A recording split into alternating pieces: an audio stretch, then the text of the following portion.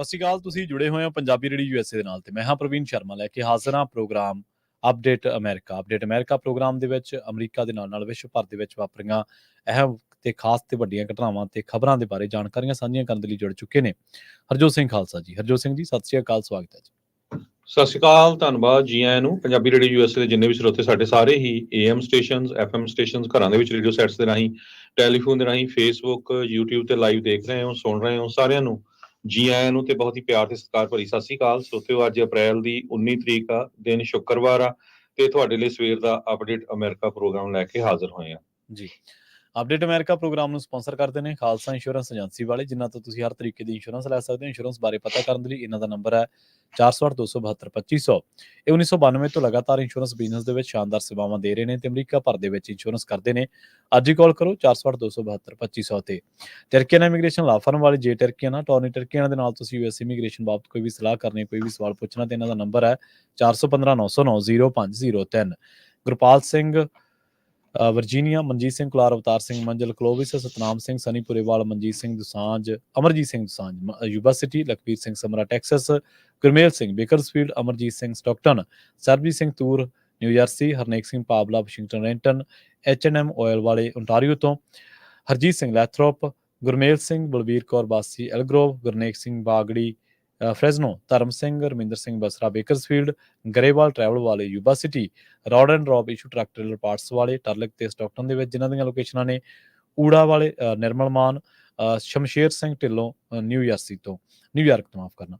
ਇਹਨਾਂ ਸਾਰੇ ਹੀ ਸਪਾਂਸਰ ਦਾ ਬਹੁਤ ਬਹੁਤ ਧੰਨਵਾਦ। ਤੇ ਜੇਕਰ ਤੁਸੀਂ ਵੀ ਪੰਜਾਬੀ ਰੇਡੀਓ ਯੂਐਸਏ ਦੇ ਇਹਨਾਂ ਪ੍ਰੋਗਰਾਮਾਂ ਨੂੰ ਸਪਾਂਸਰ ਕਰਨਾ ਚਾਹੁੰਦੇ ਹੋ ਤਾਂ ਸਟੂਡੀਓ ਦਾ ਨੰਬਰ ਹੈ 462-272-5200 ਜੀ। ਅੱਜ ਦੀਆਂ ਖਬਰਾਂ ਵੱਲ ਚੱਲੀਏ ਤੇ ਯੂਕਰੇਨ ਨੇ ਕਿਹਾ ਵੀ ਉਹਨਾਂ ਨੇ ਰਸ਼ੀਆ ਦਾ ਇੱਕ ਸਟ੍ਰੈਟੇਜਿਕ ਬੰਬਰ ਜੋ ਆ ਪਲੇਨ ਆ ਉਸ ਨੂੰ ਸ਼ਾਟ ਡਾਊਨ ਕਰ ਦਿੱਤਾ, ਉਸ ਨੂੰ ਸਿੱਟ ਲਿਆ ਹੈਗਾ ਆ। ਰਸ਼ੀਅਨ ਆਫੀਸ਼ੀਅਲਸ ਵੀ ਮੰਨ ਰਹੇ ਹੈਗੇ ਆ ਕਿ ਸਦਰਨ ਸਟੈਵਰੋਪੋਲ ਦਾ ਜੋ ਏਰੀਆ ਹੈਗਾ ਉੱਥੇ ਇਸ ਪਲੇਨ ਨੂੰ ਸਿੱਟਿਆ ਗਿਆ ਹੈਗਾ। ਰਸ਼ੀਆ ਦੀ 에ਅਰ ਸਪੇਸ ਦੇ ਵਿੱਚ ਸੀ, ਜੋ ਕਿ 186 ਮੀਲ ਯੂਕਰੇਨ ਦੇ ਬਾਰਡਰ ਤੋਂ ਦੂਰ ਹੈਗਾ। ਇਹ ਅੱਜ ਕੁਝ ਘੰਟੇ ਪਹਿਲਾਂ ਵਾਪਰਿਆ ਹੈਗਾ। ਮਿਨਿਸਟਰੀ ਆਫ ਡਿਫੈਂਸ ਨੇ ਕਿਹਾ ਵੀ ਪਲੇਨ ਰਸ਼ੀਆ ਨੂੰ ਵਾਪਸ ਆ ਰਿਹਾ ਸੀ ਯੂਕਰੇਨ ਦੇ ਵਿੱਚ ਕੁਝ ਮਿਜ਼ਾਈਲ ਸਿੱਟਣ ਤੋਂ ਬਾਅਦ। ਪਹਿਲੀ ਵਾਰ ਐਂਟੀ 에ਅਰਕ੍ਰਾਫਟ ਮਿਸਲ ਯੂਨਿਟ ਜੋ 에ਅਰ ਫੋਰਸ ਦਾ ਹੈਗਾ ਆ, ਉਹ ਡਿਫੈਂਸ ਦੇ ਇੰਟੈਲੀਜੈਂਸ ਦੀ ਕੋਆਪਰੇਸ਼ਨ ਦੇ ਨਾਲ ਯੂਕਰੇਨ ਦੇ ਵਿੱਚ ਉਹਨਾਂ ਨੇ Tu-22M3 ਲੌਂਗ ਰੇਂਜ ਜਿਹੜਾ ਸਟ੍ਰੈਟੇਜਿਕ ਬੰਬਰ ਹੈਗਾ ਉਸ ਨੂੰ ਥੱਲੇ ਸਿੱਟਿਆ ਹੈਗਾ। ਰਸ਼ੀਆ ਵਾਲੇ ਕਾਮਨਲੀ ਇਸ ਬੰਬਰ ਨੂੰ ਯੂਜ਼ ਕਰਦੇ ਹੈਗੇ ਆ ਕਰੂਜ਼ ਮਿਸਲਸ ਸਿੱਟਣ ਦੇ ਲਈ, ਇੱਕ ਤਰ੍ਹਾਂ ਦੇ ਨਾਲ ਕਰੂਜ਼ ਮਿਸਲ ਦੇ ਨਾਲ ਅਟੈਕ ਕਰਨ ਦੇ ਲਈ। ਰਸ਼ੀਅਨ ਆਫੀਸ਼ੀਅਲਸ ਨੇ ਇਹ ਵੀ ਡਿਨਾਈ ਕੀਤਾ ਆ ਵੀ ਯੂਕਰੇਨ ਨੇ ਜਿਹੜਾ ਆ ਉਹ ਅਟੈਕ ਕੀਤਾ ਆ ਤੇ ਪਲੇਨ ਕ੍ਰੈਸ਼ ਹੋ ਗਿਆ। ਉਹ ਕਹਿੰਦੇ ਵੀ ਨਹੀਂ, ਇਹ ਟੈਕਨੀਕਲ ਮਾਲ ਫੰਕਸ਼ਨ ਸੀਗਾ।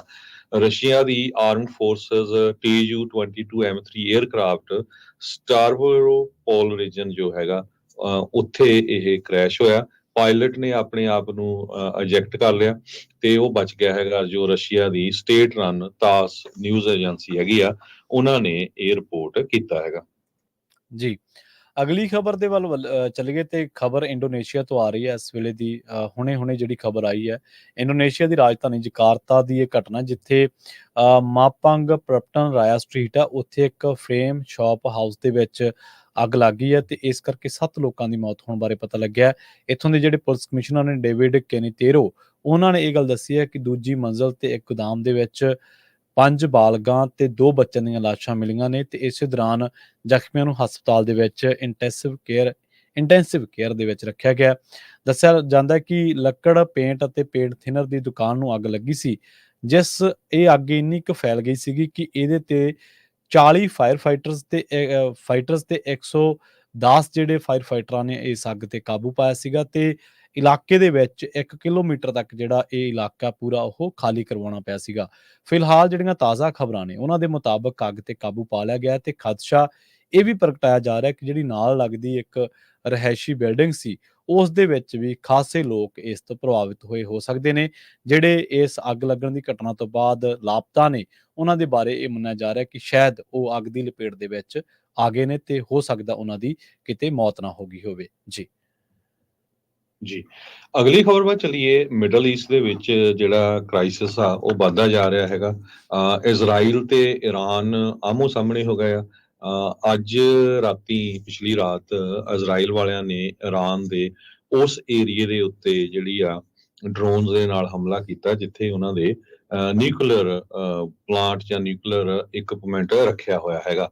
ਤੇ ਸਾਡੇ ਜਿਹੜੇ secretary of state Tony Blinken ਆ, ਉਹਨਾਂ ਨੇ ਦੋਨਾਂ ਹੀ ਮੁਲਕਾਂ ਨੂੰ ਸ਼ਾਂਤੀ ਬਣਾਏ ਰੱਖਣ ਦੇ ਲਈ ਕਿਹਾ ਹੈਗਾ, ਈਰਾਨ ਨੂੰ ਵੀ ਤੇ ਇਜ਼ਰਾਈਲ ਨੂੰ ਵੀ। ਇਜ਼ਰਾਈਲ ਵਾਲੇ ਕਹਿੰਦੇ ਵੀ ਅਸੀਂ ਰਿਟੈਲੀਏਟ ਕੀਤਾ ਹੈਗਾ ਕਿਉਂਕਿ ਈਰਾਨ ਵਾਲਿਆਂ ਨੇ ਪਿਛਲੇ ਦਿਨਾਂ ਦੇ ਵਿੱਚ ਉੱਥੇ ਅਟੈਕ ਕੀਤਾ ਸੀ ਇਜ਼ਰਾਈਲ ਦੇ ਵਿੱਚ ਬਹੁਤ ਸਾਰੇ ਡਰੋਨਸ ਦੇ ਨਾਲ। ਹਾਲਾਂਕਿ ਕੋਈ ਜਾਨੀ ਨੁਕਸਾਨ ਉੱਥੇ ਨਹੀਂ ਹੋਇਆ ਸੀ। ਇਜ਼ਰਾਈਲ ਤੇ ਗਾਜ਼ਾ ਦੇ ਵਿੱਚ ਆਲਰੇਡੀ ਜਿਹੜੀ ਆ ਜੰਗ ਲੱਗੀ ਹੋਈ ਹੈਗੀ ਆ। ਜੰਗ ਤਾਂ ਨਹੀਂ, ਵਨ ਸਾਈਡਲੀ ਆਪਾਂ ਕਹਿ ਸਕਦੇ ਆ। 33,000 ਤੋਂ ਵੱਧ ਬੰਦੇ ਗਾਜ਼ਾ 'ਚ ਮਾਰੇ ਜਾ ਚੁੱਕੇ ਆ ਤੇ ਉੱਥੇ ਜਿਹੜੀ ਆ ਭੁੱਖਮਰੀ ਵਾਲੀ ਜਿਹੜੀ ਹਾਲਤ ਬਣੀ ਹੋਈ ਹੈਗੀ ਆ। ਤੇ ਈਰਾਨ ਹੁਣ ਇੱਕਦਮ ਇਹਦੇ ਵਿੱਚ ਆ ਗਿਆ, ਜਿਹਦੇ ਕਰਕੇ ਯੂਐਸ ਵੀ ਆ ਇੱਕ ਇਦਾਂ ਦੀ ਪੋਜੀਸ਼ਨ 'ਚ ਆ ਉਹ ਕੀ ਕੀਤਾ ਜਾਵੇ, ਕਿਉਂਕਿ ਯੂਐਸ ਓਪਨਲੀ ਇਜ਼ਰਾਈਲ ਦੀ ਸਪੋਰਟ ਕਰ ਰਿਹਾ। ਉਹ ਕਹਿੰਦੇ ਵੀ ਅਸੀਂ ਜਿਹੜੇ ਸਾਡੇ ਸਾਥੀ ਇਜ਼ਰਾਈਲ ਆ ਉਹਦੇ ਨਾਲ ਹੈਗੇ ਆ। ਅੱਜ ਟੋਨੀ ਬਲਿੰਕਨ ਹੋਣਾ ਨੇ, ਜੋ ਕਿ ਯੂਐਸ ਸੈਕਟਰੀ ਆਫ ਸਟੇਟ ਹੈਗੇ ਆ, ਉਹਨਾਂ ਨੇ G7 meeting of foreign ministers ਦੀ ਜਿਹੜੀ ਕੈਪਰੀ ਇਟਲੀ 'ਚ ਹੋ ਰਹੀ ਆ, ਉੱਥੇ ਇੱਕ ਪ੍ਰੈਸ ਕਾਨਫਰੰਸ ਦੇ ਵਿੱਚ ਦੋਨਾਂ ਮੁਲਕਾਂ ਨੂੰ ਇਹ ਕਿਹਾ ਵੀ ਇਜ਼ਰਾਈਲ ਵਾਲਿਆਂ ਨੇ ਜੋ 에ਅਰ ਸਟ੍ਰਾਈਕ ਕੀਤਾ ਹੈਗਾ ਆ ਇਸਫਹਾਨ ਏਰੀਏ ਦੇ ਵਿੱਚ, ਉਹ ਠੀਕ ਨਹੀਂ, ਕਰਨਾ ਨਹੀਂ ਚਾਹੀਦਾ ਸੀ। ਤੇ ਨਾਲ ਦੀ ਨਾਲ ਉਹਨਾਂ ਨੇ ਇਹ ਕਿਹਾ ਵੀ ਈਰਾਨ ਵਾਲਿਆਂ ਨੂੰ ਵੀ ਹੁਣ ਜੋ ਆ ਦੁਬਾਰਾ ਕੀ ਉਹਦਾ ਜਿਹੜਾ ਬਦਲਾ ਨਹੀਂ ਲੈਣਾ ਚਾਹੀਦਾ।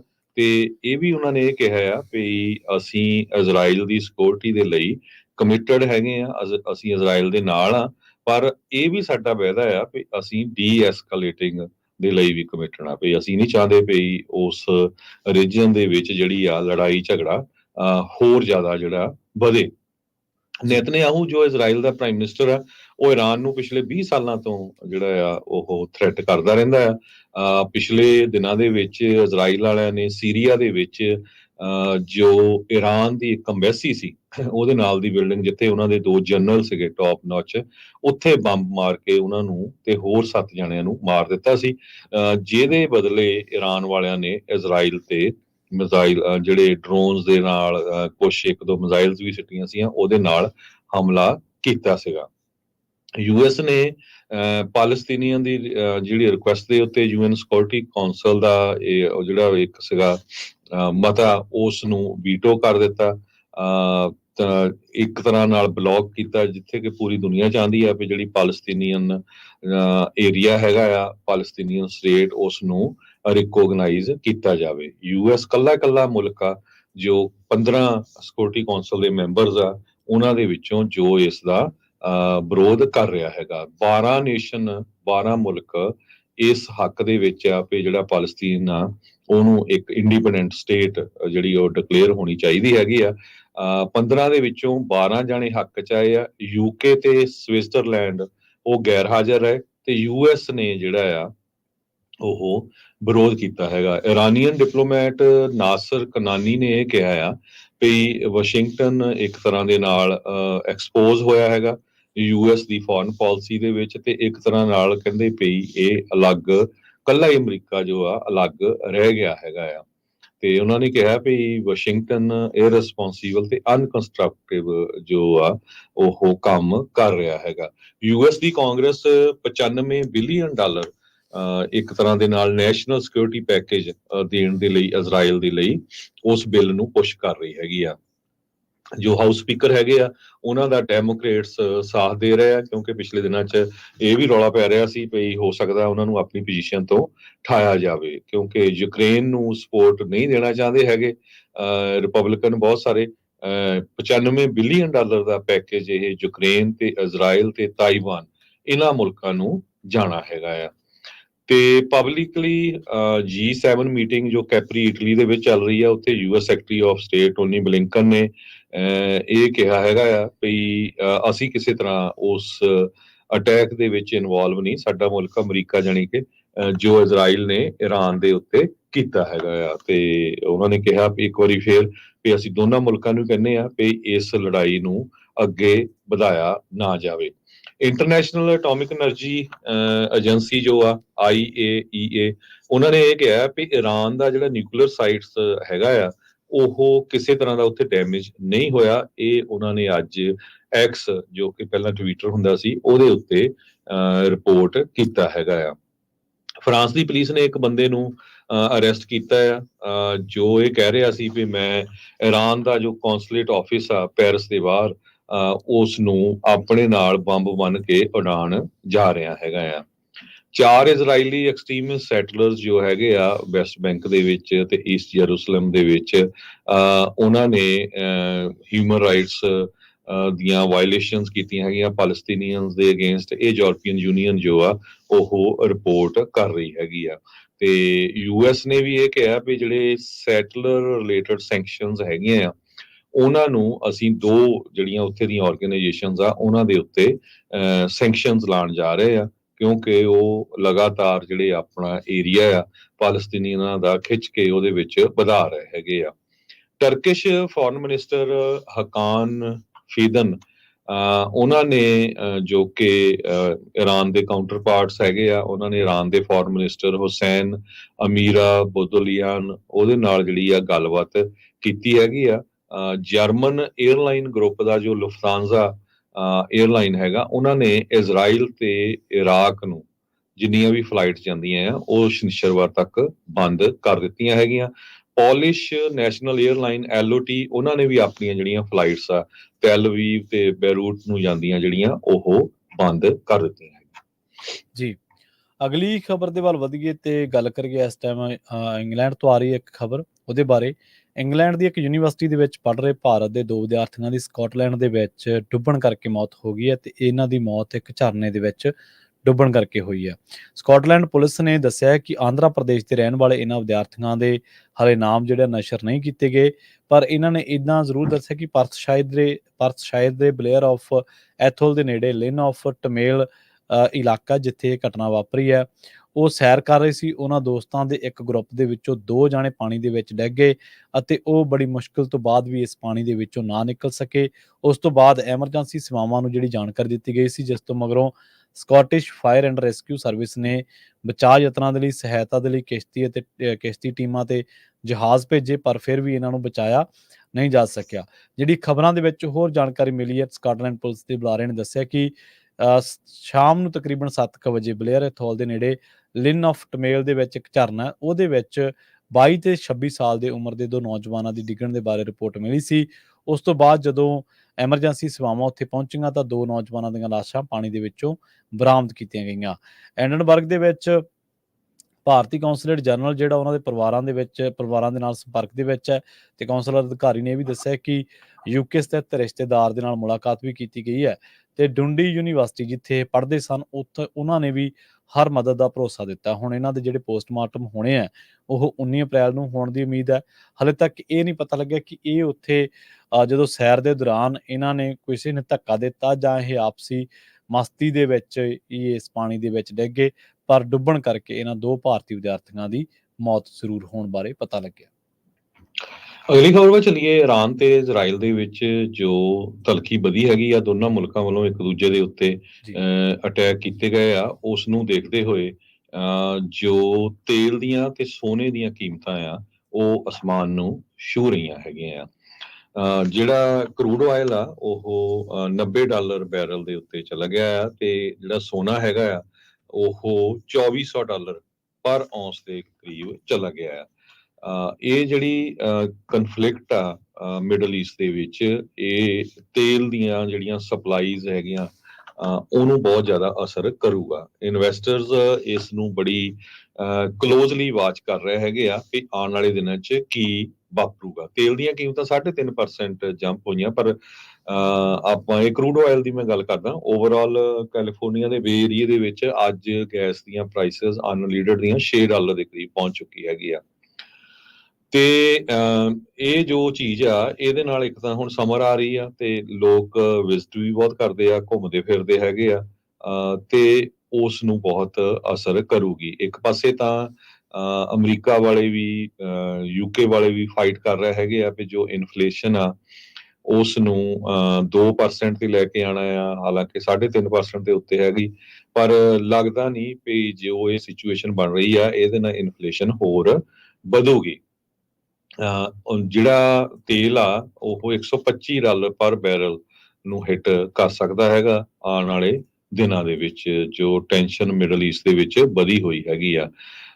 ਤੇ ਇਸੇ ਤਰ੍ਹਾਂ ਜੋ ਸ਼ਿਪਿੰਗ ਰਾਊਟ ਆ ਉੱਥੇ ਵੀ ਬੜਾ ਕਰੂਸ਼ੀਅਲ ਆ, ਉਹ ਵੀ ਜਿਹੜੀ ਸਿਚੁਏਸ਼ਨ ਆ ਪਿਛਲੇ ਕਈ ਮਹੀਨਿਆਂ ਤੋਂ ਤੁਸੀਂ ਦੇਖਿਆ ਹੀ ਆ ਵੀ ਉਹ ਬੈਡ ਬਣੀ ਹੋਈ ਹੈਗੀ ਆ।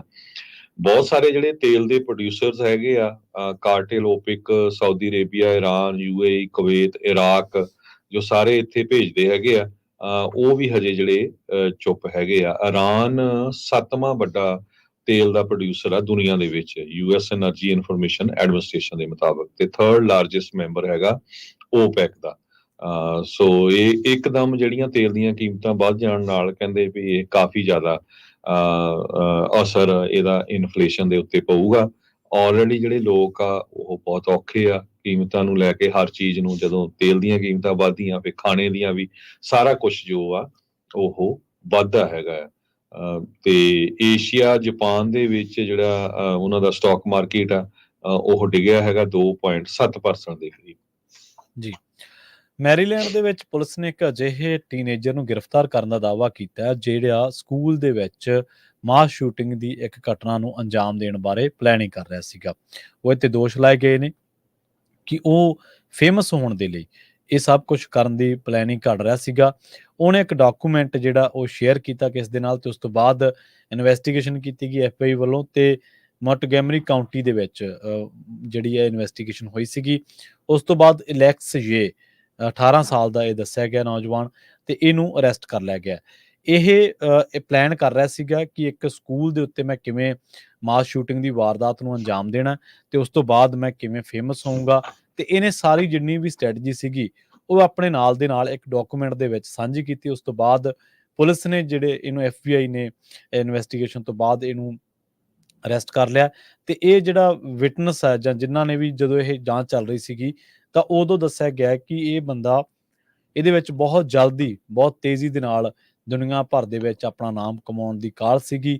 ਤੇ ਇਹ ਨੌਜਵਾਨ ਹਿੰਸਾ ਤੋਂ ਵੀ, ਹਿੰਸਕ ਮਾਨਸਿਕਤਾ ਤੋਂ ਵੀ ਪੀੜਤ ਸੀਗਾ। ਉਹ ਮਤਲਬ ਉਹ ਹਿੰਸਕ ਵਾਰਦਾਤਾਂ ਜਾਂ ਉਹਦੀ ਜਿਹੜੀ ਹਿਸਟਰੀ ਦੱਸੀ ਗਈ ਹੈ ਗੂਗਲ ਦੀ ਜਾਂ YouTube ਦੀ, ਉਹਦੇ ਵਿੱਚ ਵੀ ਉਹਨੇ ਕੁਝ ਵਾਇਲੈਂਟ ਕੰਟੈਂਟ ਨੂੰ ਜਿਹੜਾ ਉਹ ਦੇਖਿਆ ਸੀਗਾ।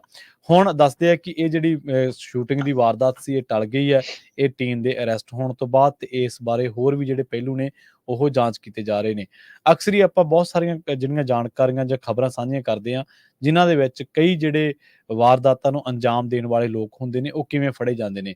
ਆਪਾਂ ਇਹਦੇ ਬਾਰੇ ਬਹੁਤ ਵਾਰ ਚਰਚਾ ਕੀਤੀ ਹੈ ਕਿ ਬਹੁਤ ਸਾਰੇ ਕੀਵਰਡਸ ਨੇ ਜਿਹੜੀਆਂ ਏਜੰਸੀਆਂ ਦੀਆਂ ਨਜ਼ਰਾਂ ਉੱਤੇ ਰਹਿੰਦੇ ਨੇ, ਬੰਬ, ਸ਼ੂਟਿੰਗ ਜਾਂ ਵਾਇਲੈਂਸ ਜਾਂ ਹੋਰ ਵੀ ਜਿਹੜੇ ਕੀਵਰਡ ਨੇ, ਜਿਹੜੇ ਕਦੋਂ ਵੀ ਤੁਸੀਂ ਇਹਨਾਂ ਨੂੰ ਇੰਟਰਨੈਟ ਤੇ ਪੜ੍ਹੋਗੇ, ਪਾਓਗੇ, ਦੇਖੋਗੇ, ਐਂਟਰ ਕਰੋਗੇ ਤਾਂ ਉਹ ਨਾਲ ਦੀ ਨਾਲ ਆਟੋਮੈਟਿਕਲੀ ਉਹਨਾਂ ਦੇ ਜਿਹੜਾ ਮੋਨੀਟਰਿੰਗ ਦੇ ਵਿੱਚ ਤੁਸੀਂ ਆ ਜਾਂਦੇ ਆ। ਇਸ ਕਰਕੇ ਇਹ ਜਿਹੜੀ ਸ਼ੂਟਿੰਗ ਆ ਉਹ ਰੁਕੀ ਆ।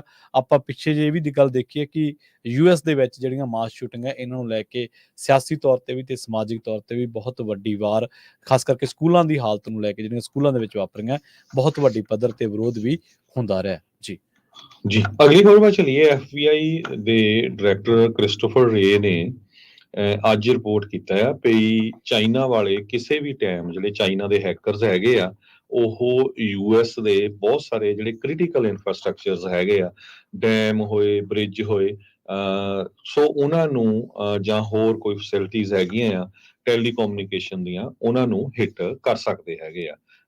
ਤੇ ਕਿਸੇ ਟਾਈਮ ਵੀ ਇਹ ਕਹਿੰਦੇ ਵੀ ਬਹੁਤ ਖਤਰਨਾਕ ਬਲੋ ਕਰ ਸਕਦੇ ਆ। ਚਾਈਨੀਜ਼ ਹੈਕਿੰਗ ਕੈਂਪੇਨ, ਜਿਹਨੂੰ ਬੋਲਟ ਟਾਈਫੂਨ ਕਰਕੇ ਵੀ ਜਾਣਿਆ ਜਾਂਦਾ ਆ, ਉਹਨਾਂ ਨੇ ਕਿਹਾ ਵੀ ਉਹਨਾਂ ਨੇ ਬਹੁਤ ਸਾਰੀਆਂ ਅਮਰੀਕਨ ਕੰਪਨੀ ਜਿਨ੍ਹਾਂ ਦੇ ਵਿੱਚ ਟੈਲੀਕਮਿਊਨੀਕੇਸ਼ਨ ਆ, એનર્ਜੀ ਆ, ਵਾਟਰ ਆ ਤੇ ਹੋਰ ਕ੍ਰਿਟੀਕਲ ਸੈਕਟਰਸ ਆ, ਜਿਸ ਤਰ੍ਹਾਂ ਮੈਂ ਪਹਿਲਾਂ ਤੁਹਾਨੂੰ ਦੱਸਿਆ, ਤੇ 23 ਪਾਈਪਲਾਈਨ ਆਪਰੇਟਰਸ ਉਹ ਟਾਰਗੇਟ ਕਰ ਸਕਦੇ ਆ। ਅੱਜ ਕ੍ਰਿਸਟੋਫਰ ਰੇ ਨੇ ਵੈਂਡਰਬਿਲਟ ਜੋ ਯੂਨੀਵਰਸਿਟੀ ਆ ਉੱਥੇ ਇੱਕ ਆਪਣੇ ਭਾਸ਼ਣ ਦੇ ਦੌਰਾਨ ਦੱਸਿਆ ਹੈਗਾ। ਕਹਿੰਦੇ ਵੀ ਚਾਈਨਾ ਡਿਵੈਲਪ ਕਰ ਰਿਹਾ ਆ ਫਿਜ਼ੀਕਲੀ ਨੁਕਸਾਨ ਪਹੁੰਚਾਉਣ ਦੇ ਲਈ ਕ੍ਰਿਟੀਕਲ ਸਟਰਕਚਰਸ ਨੂੰ, ਤੇ ਜਦੋਂ ਵੀ ਉਹ ਚਾਹਣ ਆਪਣੇ ਸਮੇਂ ਦੇ ਮੁਤਾਬਕ। 2024 ਦੀ ਵੈਂਡਰਬਿਲਟ ਸਮਿਟ ਜੋ ਚੱਲ ਰਹੀ ਹੈ ਇਸ ਟਾਈਮ ਮਾਡਰਨ ਕਨਫਲਿਕਟ ਤੇ ਅਮਰਜਿੰਗ ਥ੍ਰੈਟਸ ਦੇ ਉੱਤੇ, ਤੇ ਕਹਿੰਦੇ ਵੀ ਇਹ ਸਿਵਲ ਇਨਫਰਾਸਟ੍ਰਕਚਰ ਦੇ ਵਿੱਚ ਇਸ ਤਰ੍ਹਾਂ ਦਾ ਐਂਟਰ ਕਰਕੇ ਲੋਕਾਂ ਦੇ ਵਿੱਚ ਹਫੜਾ ਦਫੜੀ ਮਚਾਉਣ ਵਾਲਾ ਕੰਮ ਚਾਈਨਾ ਦੀ ਜਿਹੜੀ ਹੈਕਿੰਗ ਕੰਪਨੀ ਆ, ਹੈਕਿੰਗ ਜਿਹੜੇ ਕਰਦੇ ਹੈਗੇ ਚਾਈਨੀਜ਼, ਜੋ ਕਿ ਚਾਈਨਾ ਦੀ ਗਵਰਨਮੈਂਟ ਨਾਲ ਲਿੰਕਡ ਹੈਗੇ ਆ, ਉਹ ਕਰ ਸਕਦੇ ਹੈਗੇ ਆ। ਚਾਈਨਾ ਕਲੇਮ ਕਰਦਾ ਆ ਵੀ ਜਿਹੜਾ ਡੈਮੋਕ੍ਰੇਟਿਕਲੀ ਗਵਰਨ ਤਾਈਵਾਨ ਆ ਉਹ ਉਹਨਾਂ ਦੀ ਟੈਰੀਟਰੀ ਹੈਗੀ ਆ, ਤੇ ਉਹ ਕਹਿੰਦੇ ਵੀ ਅਸੀਂ ਕਦੇ ਵੀ ਇਸ ਆਈਲੈਂਡ ਨੂੰ ਆਪਣੇ ਕਬਜ਼ੇ ਦੇ ਵਿੱਚ ਲੈ ਲਾਂਗੇ। ਤੇ ਤਾਈਵਾਨ ਵਾਲੇ ਹਮੇਸ਼ਾ ਹੀ ਆਬਜੈਕਟ ਕਰਦੇ ਆਏ ਆ, ਵਿਰੋਧ ਕਰਦੇ ਆਏ ਆ ਵੀ ਨਹੀਂ, ਸਾਡਾ ਆਪਣਾ ਆਜ਼ਾਦ ਸੋਵਰਨਟੀ ਹੈਗੀ, ਸਾਡੀ ਆਪਣਾ ਆਜ਼ਾਦ ਏਰੀਆ ਆ, ਤੇ ਅਸੀਂ ਚਾਈਨਾ ਦੇ ਅੰਦਰ ਨਹੀਂ ਜਾਵਾਂਗੇ। ਤੇ ਯੂਐਸ ਵਾਲੇ ਜਿਹੜੇ ਤਾਈਵਾਨ ਦੀ ਜੋ ਸਪੋਰਟ ਕਰਦੇ ਹੈਗੇ ਆ। ਇਸ ਹਫ਼ਤੇ ਦੇ ਸ਼ੁਰੂਆਤ ਦੇ ਵਿੱਚ Chinese ministry of foreign affairs ਨੇ ਇਹ ਕਿਹਾ ਸੀ ਵੀ ਵੋਲਟ ਤਾਈਫੋਨ ਜੋ ਕੰਪਨੀ ਹੈਗੀ ਆ, ਜੋ ਹੈਕਿੰਗ ਗਰੁੱਪ ਹੈਗਾ ਆ, ਇਹ ਚਾਈਨਾ ਦੀ ਗਵਰਨਮੈਂਟ ਦੇ ਨਾਲ ਰਿਲੇਟਡ ਨਹੀਂ ਹੈਗਾ, ਪਰ ਇਹ ਕਹਿੰਦੇ ਵੀ ਇੱਕ ਤਰ੍ਹਾਂ ਦੇ ਨਾਲ ਕ੍ਰਿਮੀਨਲ ਰੈਂਸਮਵੇਅਰ ਗਰੁੱਪ ਹੈਗਾ, ਤੇ ਉਹਦੇ ਜਿਹੜੇ ਬਹੁਤੇ ਸਾਰੇ ਜਿਹੜੇ ਵਰਕਰਸ ਆ ਉਹ ਜਾਂ ਲੋਕ ਜਿਹੜੇ ਉਹ 'ਚ ਇਨਵੋਲਵ ਆ ਉਹ ਚਾਈਨੀਜ਼ ਮੂਲ ਦੇ ਹੈਗੇ ਆ। ਕਹਿੰਦੇ ਵੀ ਬਹੁਤ ਸਾਰੇ ਇਹ ਬੋਟਨੈਟਸ ਯੂਜ਼ ਕਰਦੇ ਹੈਗੇ ਆ, ਆਪਰੇਟ ਕਰਦੇ ਆ ਇਹ ਬੋਲਟ ਟਾਈਫੋਨ ਜੋ ਗਰੁੱਪ ਹੈਗਾ। ਇਹਨਾਂ ਨੇ ਇਹਦੇ ਵਿੱਚ ਮਾਈਕਰੋਸਾਫਟ, ਗੂਗਲ ਦੇ ਰਿਸਰਚਰਸ ਦੇ ਜਿਹੜੇ ਸਿਕਿਉਰਿਟੀ ਗਰੁੱਪ ਦੇ ਹੈਗੇ ਆ, ਉਹਨਾਂ ਨੇ ਇਹ ਦੱਸਿਆ ਹੈਗਾ ਵੀ ਕਿਸ ਤਰ੍ਹਾਂ ਇਹ ਜਿਹੜਾ ਪੂਰਾ ਗਰੁੱਪ ਆ ਉਹ ਆਪਰੇਟ ਕਰਦਾ ਹੈਗਾ। ਸੋ ਅਮਰੀਕਾ ਤੇ ਚਾਈਨਾ ਦੇ ਵਿੱਚ ਸਿਕਿਉਰਿਟੀ ਨੂੰ ਲੈ ਕੇ ਵੀ ਜਿਹੜੀ ਟੈਨਸ਼ਨ ਆ ਕਾਫੀ ਆ, ਪਹਿਲਾਂ ਬਿਜ਼ਨਸ ਨੂੰ ਲੈ ਕੇ ਤਾਂ ਆਪਾਂ ਤੁਹਾਡੇ ਨਾਲ ਸਾਂਝੀ ਕਰਦੇ ਰਹੇ ਆ। ਜੀ ਤੇ ਪ੍ਰਵੀਨ ਜੀ, ਆਪਾਂ ਇੱਕ ਬ੍ਰੇਕ ਲੈਂਦੇ ਆ, ਜੀ ਬ੍ਰੇਕ ਤੋਂ ਬਾਅਦ ਅਮਰੀਕਾ ਦੇ ਵਿੱਚ ਪਾਣੀ ਕਹਿੰਦੇ ਭਈ ਤੇਲ ਨਾਲੋਂ ਵੀ ਮਹਿੰਗਾ ਹੋ ਰਿਹਾ ਹੈਗਾ। ਹਮ, ਇਹ ਪਵਨ ਗੁਰੂ ਪਾਣੀ ਪਿਤਾ ਜਿੱਦਾਂ ਗੁਰੂ ਸਾਹਿਬ ਵੀ ਕਹਿੰਦੇ ਆ, ਆਉਣ ਵਾਲੇ ਸਮਿਆਂ ਦੇ ਵਿੱਚ ਦੁਨੀਆ ਦੀਆਂ ਲੜਾਈਆਂ ਜਿਹੜੀਆਂ ਉਹ ਪਾਣੀ ਦੇ ਉੱਤੇ ਹੀ ਹੋਣਗੀਆਂ। ਉਹ ਇੱਕ ਰਿਪੋਰਟ ਅੱਜ ਇੱਕ ਸਪੈਸ਼ਲ ਛਾਪੀ ਹੈਗੀ ਆ ਇੱਕ ਅਖਬਾਰ ਨੇ, ਕਿੱਦਾਂ ਐਰੀਜ਼ੋਨਾ ਦੇ ਵਿੱਚ ਜਿਹੜਾ ਪਾਣੀ ਆ ਉਹ ਲੋਕ ਪ੍ਰਾਪਰਟੀ ਖਰੀਦ ਕੇ ਪਾਣੀ ਵੇਚ ਰਹੇ ਆ, ਉਹ ਤੁਹਾਡੇ ਨਾਲ ਸਾਂਝੀ ਕਰਾਂਗੇ ਜੀ।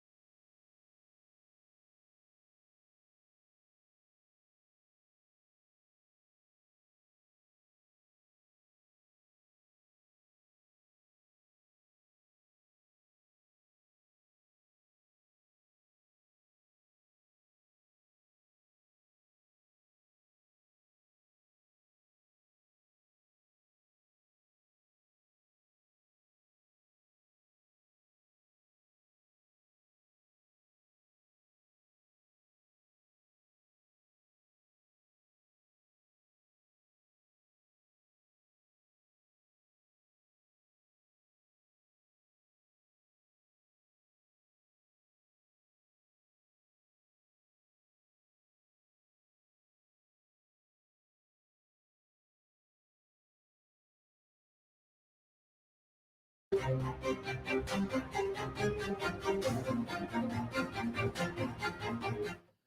ਤੋਂ ਬਾਅਦ ਇੱਕ ਵਾਰ ਮੁੜ ਤੋਂ ਤੁਹਾਡਾ ਸਾਰਿਆਂ ਦਾ ਸਵਾਗਤ ਹੈ ਪ੍ਰੋਗਰਾਮ ਅਪਡੇਟ ਅਮਰੀਕਾ ਦੇ ਵਿੱਚ। ਤੁਸੀਂ ਜੁੜੇ ਹੋਏ ਹੋ ਪੰਜਾਬੀ ਰੇਡੀਓ ਐਸ ਦੇ ਨਾਲ ਤੇ ਆਪਣੇ ਨਾਲ ਇੱਕ ਵਾਰ ਮੁੜ ਤੋਂ ਜੁੜ ਚੁੱਕੇ ਨੇ ਹਰਜੋਤ ਸਿੰਘ ਖਾਲਸਾ ਜੀ। ਹਰਜੋਤ ਸਿੰਘ ਜੀ, ਬ੍ਰੇਕ ਤੋਂ ਬਾਅਦ ਸਵਾਗਤ ਹੈ ਜੀ। ਸਤਿ ਸ੍ਰੀ ਅਕਾਲ। ਸਤਿ ਸ਼੍ਰੀ ਅਕਾਲ, ਧੰਨਵਾਦ ਜੀ ਆਇਆਂ ਨੂੰ ਜੀ। ਅਗਲੀਆਂ ਖਬਰਾਂ ਵੱਲ ਚੱਲੀਏ ਤੇ ਅਮਰੀਕਾ ਮੈਕਸੀਕੋ ਵਾਲਿਆਂ ਨੂੰ ਪ੍ਰੈਸ਼ਰ ਪਾ ਰਿਹਾ ਹੈ ਕਿ ਜਿਹੜੀਆਂ ਇਲੈਕਟ੍ਰਿਕ ਵਹੀਕਲ ਮੇਕਰ ਚਾਈਨਾ ਦੀ ਕੰਪਨੀ ਦੇ ਆ, ਉਹ ਮੈਕਸੀਕੋ ਦੇ ਵਿੱਚ ਆਪਣੇ ਪਲਾਂਟ ਸੈੱਟ ਕਰ ਰਹੇ ਆ, ਉਹਨਾਂ ਦੇ ਉੱਤੇ ਹੋਲਡ ਪਾਇਆ ਜਾਵੇ। ਯੂਐਸ ਮੈਕਸੀਕੋ ਕੈਨੇਡਾ ਦਾ ਐਗਰੀਮੈਂਟ ਹੈਗਾ, USMCA, ਤੇ ਉਸ ਨੂੰ ਮਿਸਯੂਜ਼ ਕਰਕੇ ਜਿਹੜੇ ਚਾਈਨਾ ਵਾਲੇ ਆ ਆਪਣਾ ਸਮਾਨ ਜਿਹੜੀਆਂ ਇਲੈਕਟ੍ਰਿਕ ਵਹੀਕਲਸ ਆ ਉਹ ਮੈਕਸੀਕੋ 'ਚ ਬਣਾਉਣਗੇ, ਫਿਰ ਉਹ ਅਮਰੀਕਾ ਤੇ ਕੈਨੇਡਾ ਨੂੰ ਭੇਜਣਗੇ। ਸੋ ਇਹਦਾ ਜਿਹੜਾ ਬਹੁਤ ਸਾਰਾ ਫਿਕਰ ਆ ਉਹ ਅਮਰੀਕਨ ਪੋਲੀਟੀਸ਼ੀਅਨਸ ਨੂੰ ਹੈਗੇ ਵੀ ਚਾਈਨਾ ਵਾਲੇ ਆਪਣਾ ਜਿਹੜਾ ਟੈਰਿਫ ਉਹਨਾਂ ਦੀਆਂ ਚੀਜ਼ਾਂ ਦੇ ਉੱਤੇ ਲੱਗਾ, ਜਿਹੜਾ ਟੈਕਸ ਲੱਗਾ ਆ, ਉਸ ਨੂੰ ਇੱਕ ਤਰ੍ਹਾਂ ਦੇ ਨਾਲ ਚਲਾਕੀ ਦੇ ਨਾਲ ਸਰਕਮੈਂਟ, ਜਿੱਦਾਂ ਹੋਰ ਤਰੀਕੇ ਦੇ ਨਾਲ ਘੁਮਾ ਕੇ ਵੀ ਟੈਕਸ ਨਾ ਲੱਗੇ, ਮੈਕਸੀਕੋ 'ਚ ਬਣਾ ਲਓ, ਚਾਹੇ ਪਾਰਟ ਸਾਰੇ ਉੱਥੇ ਲਿਆਉਣ, ਅਸੈਂਬਲ ਇੱਥੇ ਕਰਕੇ, ਤੇ ਜੋ USMCA ਹੈਗਾ, United state Mexico Canada agreement, ਉਹਦੇ ਤਹਿਤ ਅਮਰੀਕਾ ਕੈਨੇਡਾ ਦੇ ਵਿੱਚ ਆਪਣੀਆਂ ਜਿਹੜੀਆਂ ਚਾਈਨੀਜ਼ ਇਲੈਕਟ੍ਰਿਕ ਵਹੀਕਲ ਉਹਨਾਂ ਨੂੰ ਇੱਥੇ ਸੈਲ ਕਰਨ। ਆਫਿਸ ਜੋ ਯੂਨਾਈਟਿਡ ਸਟੇਟ ਟ੍ਰੇਡ ਰਿਪਰੈਜ਼ੈਂਟੇਟਿਵ ਦੇ ਹੈਗੇ ਆ, ਉਹਨਾਂ ਨੇ ਇਹ ਕਿਹਾ ਆ ਵੀ ਬਿਹਾਈਂਡ ਦਾ ਸੀਨ ਮੈਕਸੀਕੋ ਦੇ ਵਿੱਚ ਤੇ ਚਾਈਨਾ ਦੇ ਵਿਚਾਲੇ ਕੀ ਚੱਲ ਰਿਹਾ ਆ। ਅਮਰੀਕਨ ਗਵਰਨਮੈਂਟ ਦੇ ਆਫੀਸ਼ੀਅਲਸ ਪੂਰਾ ਪ੍ਰੈਸ਼ਰ ਪਾ ਰਹੇ ਮੈਕਸੀਕੋ ਦੇ ਉੱਤੇ, ਜੋ ਕਿ ਮੈਕਸੀਕੋ ਰੀਸੈਂਟਲੀ ਇੱਕ ਤਰ੍ਹਾਂ ਨਾਲ ਮੈਨੂਫੈਕਚਰਿੰਗ ਹੱਬ ਬਣਦਾ ਜਾ ਰਿਹਾ ਆ ਅਮਰੀਕਨ ਆਟੋ ਮੇਕਰਸ ਤੇ ਇਹਨਾਂ ਦੇ ਸਪਲਾਈਜ਼ ਦੇ ਲਈ। ਉਹ ਕਿਸੇ ਤਰ੍ਹਾਂ ਦੀ ਜਿਹੜੀ ਡੀਲ ਆ ਚਾਈਨਾ ਵਾਲੇ ਤੇ ਮੈਕਸੀਕੋ ਵਾਲੇ ਇਸ ਇਸ਼ੂ ਦੇ ਉੱਤੇ ਨਾ ਬਣਾਉਣ। ਕਰੰਟਲੀ ਅਮਰੀਕਾ ਦੇ ਬਹੁਤ ਸਾਰੇ ਜਿਹੜੇ ਆਟੋ ਮੇਕਰਸ ਹੈਗੇ ਆ ਜਾਂ ਉਹਨਾਂ ਦੇ ਸਪਲਾਇਰਸ ਹੈਗੇ ਆ, ਜਿਨ੍ਹਾਂ ਦੇ ਵਿੱਚ GM ਆ, ਫੋਰਡ ਆ, ਸਟੈਲੈਂਟਿਸ ਆ, ਇਹਨਾਂ ਨੇ ਆਪਣੇ ਵੱਡੇ ਵੱਡੇ ਜਿਹੜੇ ਪਲਾਂਟ ਆ ਉਹ ਮੈਕਸੀਕੋ ਦੇ ਵਿੱਚ ਆਲਰੇਡੀ ਸੈਟਅਪ ਕਰ ਰਹੇ ਹੈਗੇ ਆ। ਜਰਮਨ ਦੀਆਂ ਵੀ ਕੁਝ ਕਾਰਾਂ ਦੀਆਂ ਕੰਪਨੀਆਂ ਨੇ ਆਲਰੇਡੀ ਮੈਕਸੀਕੋ ਦੇ ਵਿੱਚ ਆਪਣੇ ਪਲਾਂਟ ਸੈਟਅਪ ਕੀਤੇ ਹੋਏ ਹੈਗੇ ਜੀ। ਅਗਲੀ ਖਬਰ ਦੇ ਵੱਲ ਵਧੀਏ ਤੇ ਗੱਲ ਕਰੀਏ ਲਾਸ ਐਂਜਲਸ ਦੇ ਵਿੱਚ ਇੱਕ ਜਿਹੜਾ U-Haul ਟਰੱਕ ਆ ਉਹ ਮਿਲਿਆ ਸੀਗਾ ਲਵਾਰਸ ਹਾਲਤ ਦੇ ਵਿੱਚ, ਤੇ ਇਸ ਦੇ ਵਿੱਚੋਂ ਇੱਕ ਬੋਡੀ ਮਿਲੀ ਸੀਗੀ। ਉਹਦੇ ਬਾਰੇ ਹੁਣ ਆਇਡੈਂਟੀਫਿਕੇਸ਼ਨ ਜਿਹੜੀ ਕਰ ਲਈ ਗਈ ਹੈ। ਪੁਲਿਸ ਨੇ ਦੱਸਿਆ ਕਿ ਇਹ ਜਿਹੜਾ U-Haul ਦਾ EMPLOYE ਹੈ ਤੇ ਇਹਦੀ ਬੋਡੀ ਮਿਲੀ ਹੈ ਲਾਸ ਐਂਜਲਸ ਕਾਉਂਟੀ ਡਿਪਾਰਟਮੈਂਟ ਦੇ ਮੈਡੀਕਲ ਜਿਹੜੇ ਐਗਜ਼ਾਮੀਨਰ ਨੇ, ਉਹਨਾਂ ਨੇ ਦੱਸਿਆ ਕਿ 50 ਸਾਲਾ ਹੈਨਰੀ ਜੈਰਗਨ ਦੇ ਰੂਪ ਦੇ ਵਿੱਚ ਇਹਦੀ ਜਿਹੜੀ ਪਛਾਣ ਆ ਉਹ ਕੀਤੀ ਗਈ ਹੈ ਤੇ ਇਹਦੀ ਬੋਡੀ ਨੂੰ ਰੈਪ ਕੀਤਾ ਗਿਆ ਸੀਗਾ ਤੇ ਇਹ ਬੋਡੀ ਮਿਲੀ ਹੈ ਟਰੱਕ ਦੇ ਪਿਛਲੇ ਹਿੱਸੇ ਦੇ ਵਿੱਚੋਂ। ਪੁਲਿਸ ਜਿਹੜੇ ਜਾਂ ਡਿਟੈਕਟਿਵਸ ਜਿਹੜੀ ਜਾਂਚ ਕਰ ਰਹੇ ਨੇ, ਉਹਨਾਂ ਦੇ ਮੁਤਾਬਕ ਇਹਨੂੰ ਚੋਰੀ ਕੀਤਾ ਗਿਆ ਸੀ ਇਸ U-Haul ਦੇ ਟਰੱਕ ਨੂੰ, ਤੇ ਉਸ ਤੋਂ ਬਾਅਦ ਇਹਨੂੰ ਲਵਾਰਸ ਹਾਲਤ ਦੇ ਵਿੱਚ ਛੱਡ ਦਿੱਤਾ ਗਿਆ। 10 ਫਰੀਵੇ ਰੈਜ਼ੀਡੈਂਟਸ ਨੇ ਇਹਦੇ ਵਿੱਚੋਂ ਸਮੈਲ ਆਉਣ ਦੀ ਜਾਂ ਇਹਦੇ ਆਲੇ ਦੁਆਲੇ ਇਲੀਗਲ ਐਕਟੀਵਿਟੀਜ਼ ਜਾਂ ਡੰਪਿੰਗ ਦੇ ਬਾਰੇ ਦੱਸਿਆ ਸੀਗਾ, ਤੇ ਉਸ ਤੋਂ ਬਾਅਦ ਪੁਲਿਸ ਨੇ ਇਸ ਟਰੱਕ ਦੀ ਤਲਾਸ਼ੀ ਲਈ ਸੀ, ਜਿਹਦੇ ਵਿੱਚੋਂ ਇੱਕ ਡੈੱਡ ਬੋਡੀ ਬਰਾਮਦ ਹੋਈ ਸੀਗੀ। ਜਿਹੜਾ ਰੈਂਟਰ ਹੈ ਇਸ ਟਰੱਕ ਦਾ, ਉਹ ਐਰੀਜ਼ੋਨਾ ਦਾ ਰਹਿਣ ਵਾਲਾ ਤੇ ਐਰੀਜ਼ੋਨਾ ਦੀ ਲਾਇਸੈਂਸ ਪਲੇਟ ਆ, ਪਰ ਪੁਲਿਸ ਹਾਲੇ ਤੱਕ ਉਸ ਨੂੰ ਇਸ ਮਾਮਲੇ ਦੇ ਵਿੱਚ ਸਸਪੈਕਟ ਕੰਸੀਡਰ ਕਰਕੇ ਨਹੀਂ ਚੱਲ ਰਹੀ। ਪੁਲਿਸ ਕਹਿ ਰਹੀ ਹੈ ਕਿ ਇਹਦੀ ਜਾਂਚ ਅਸੀਂ ਕਰ ਰਹੇ ਹਾਂ।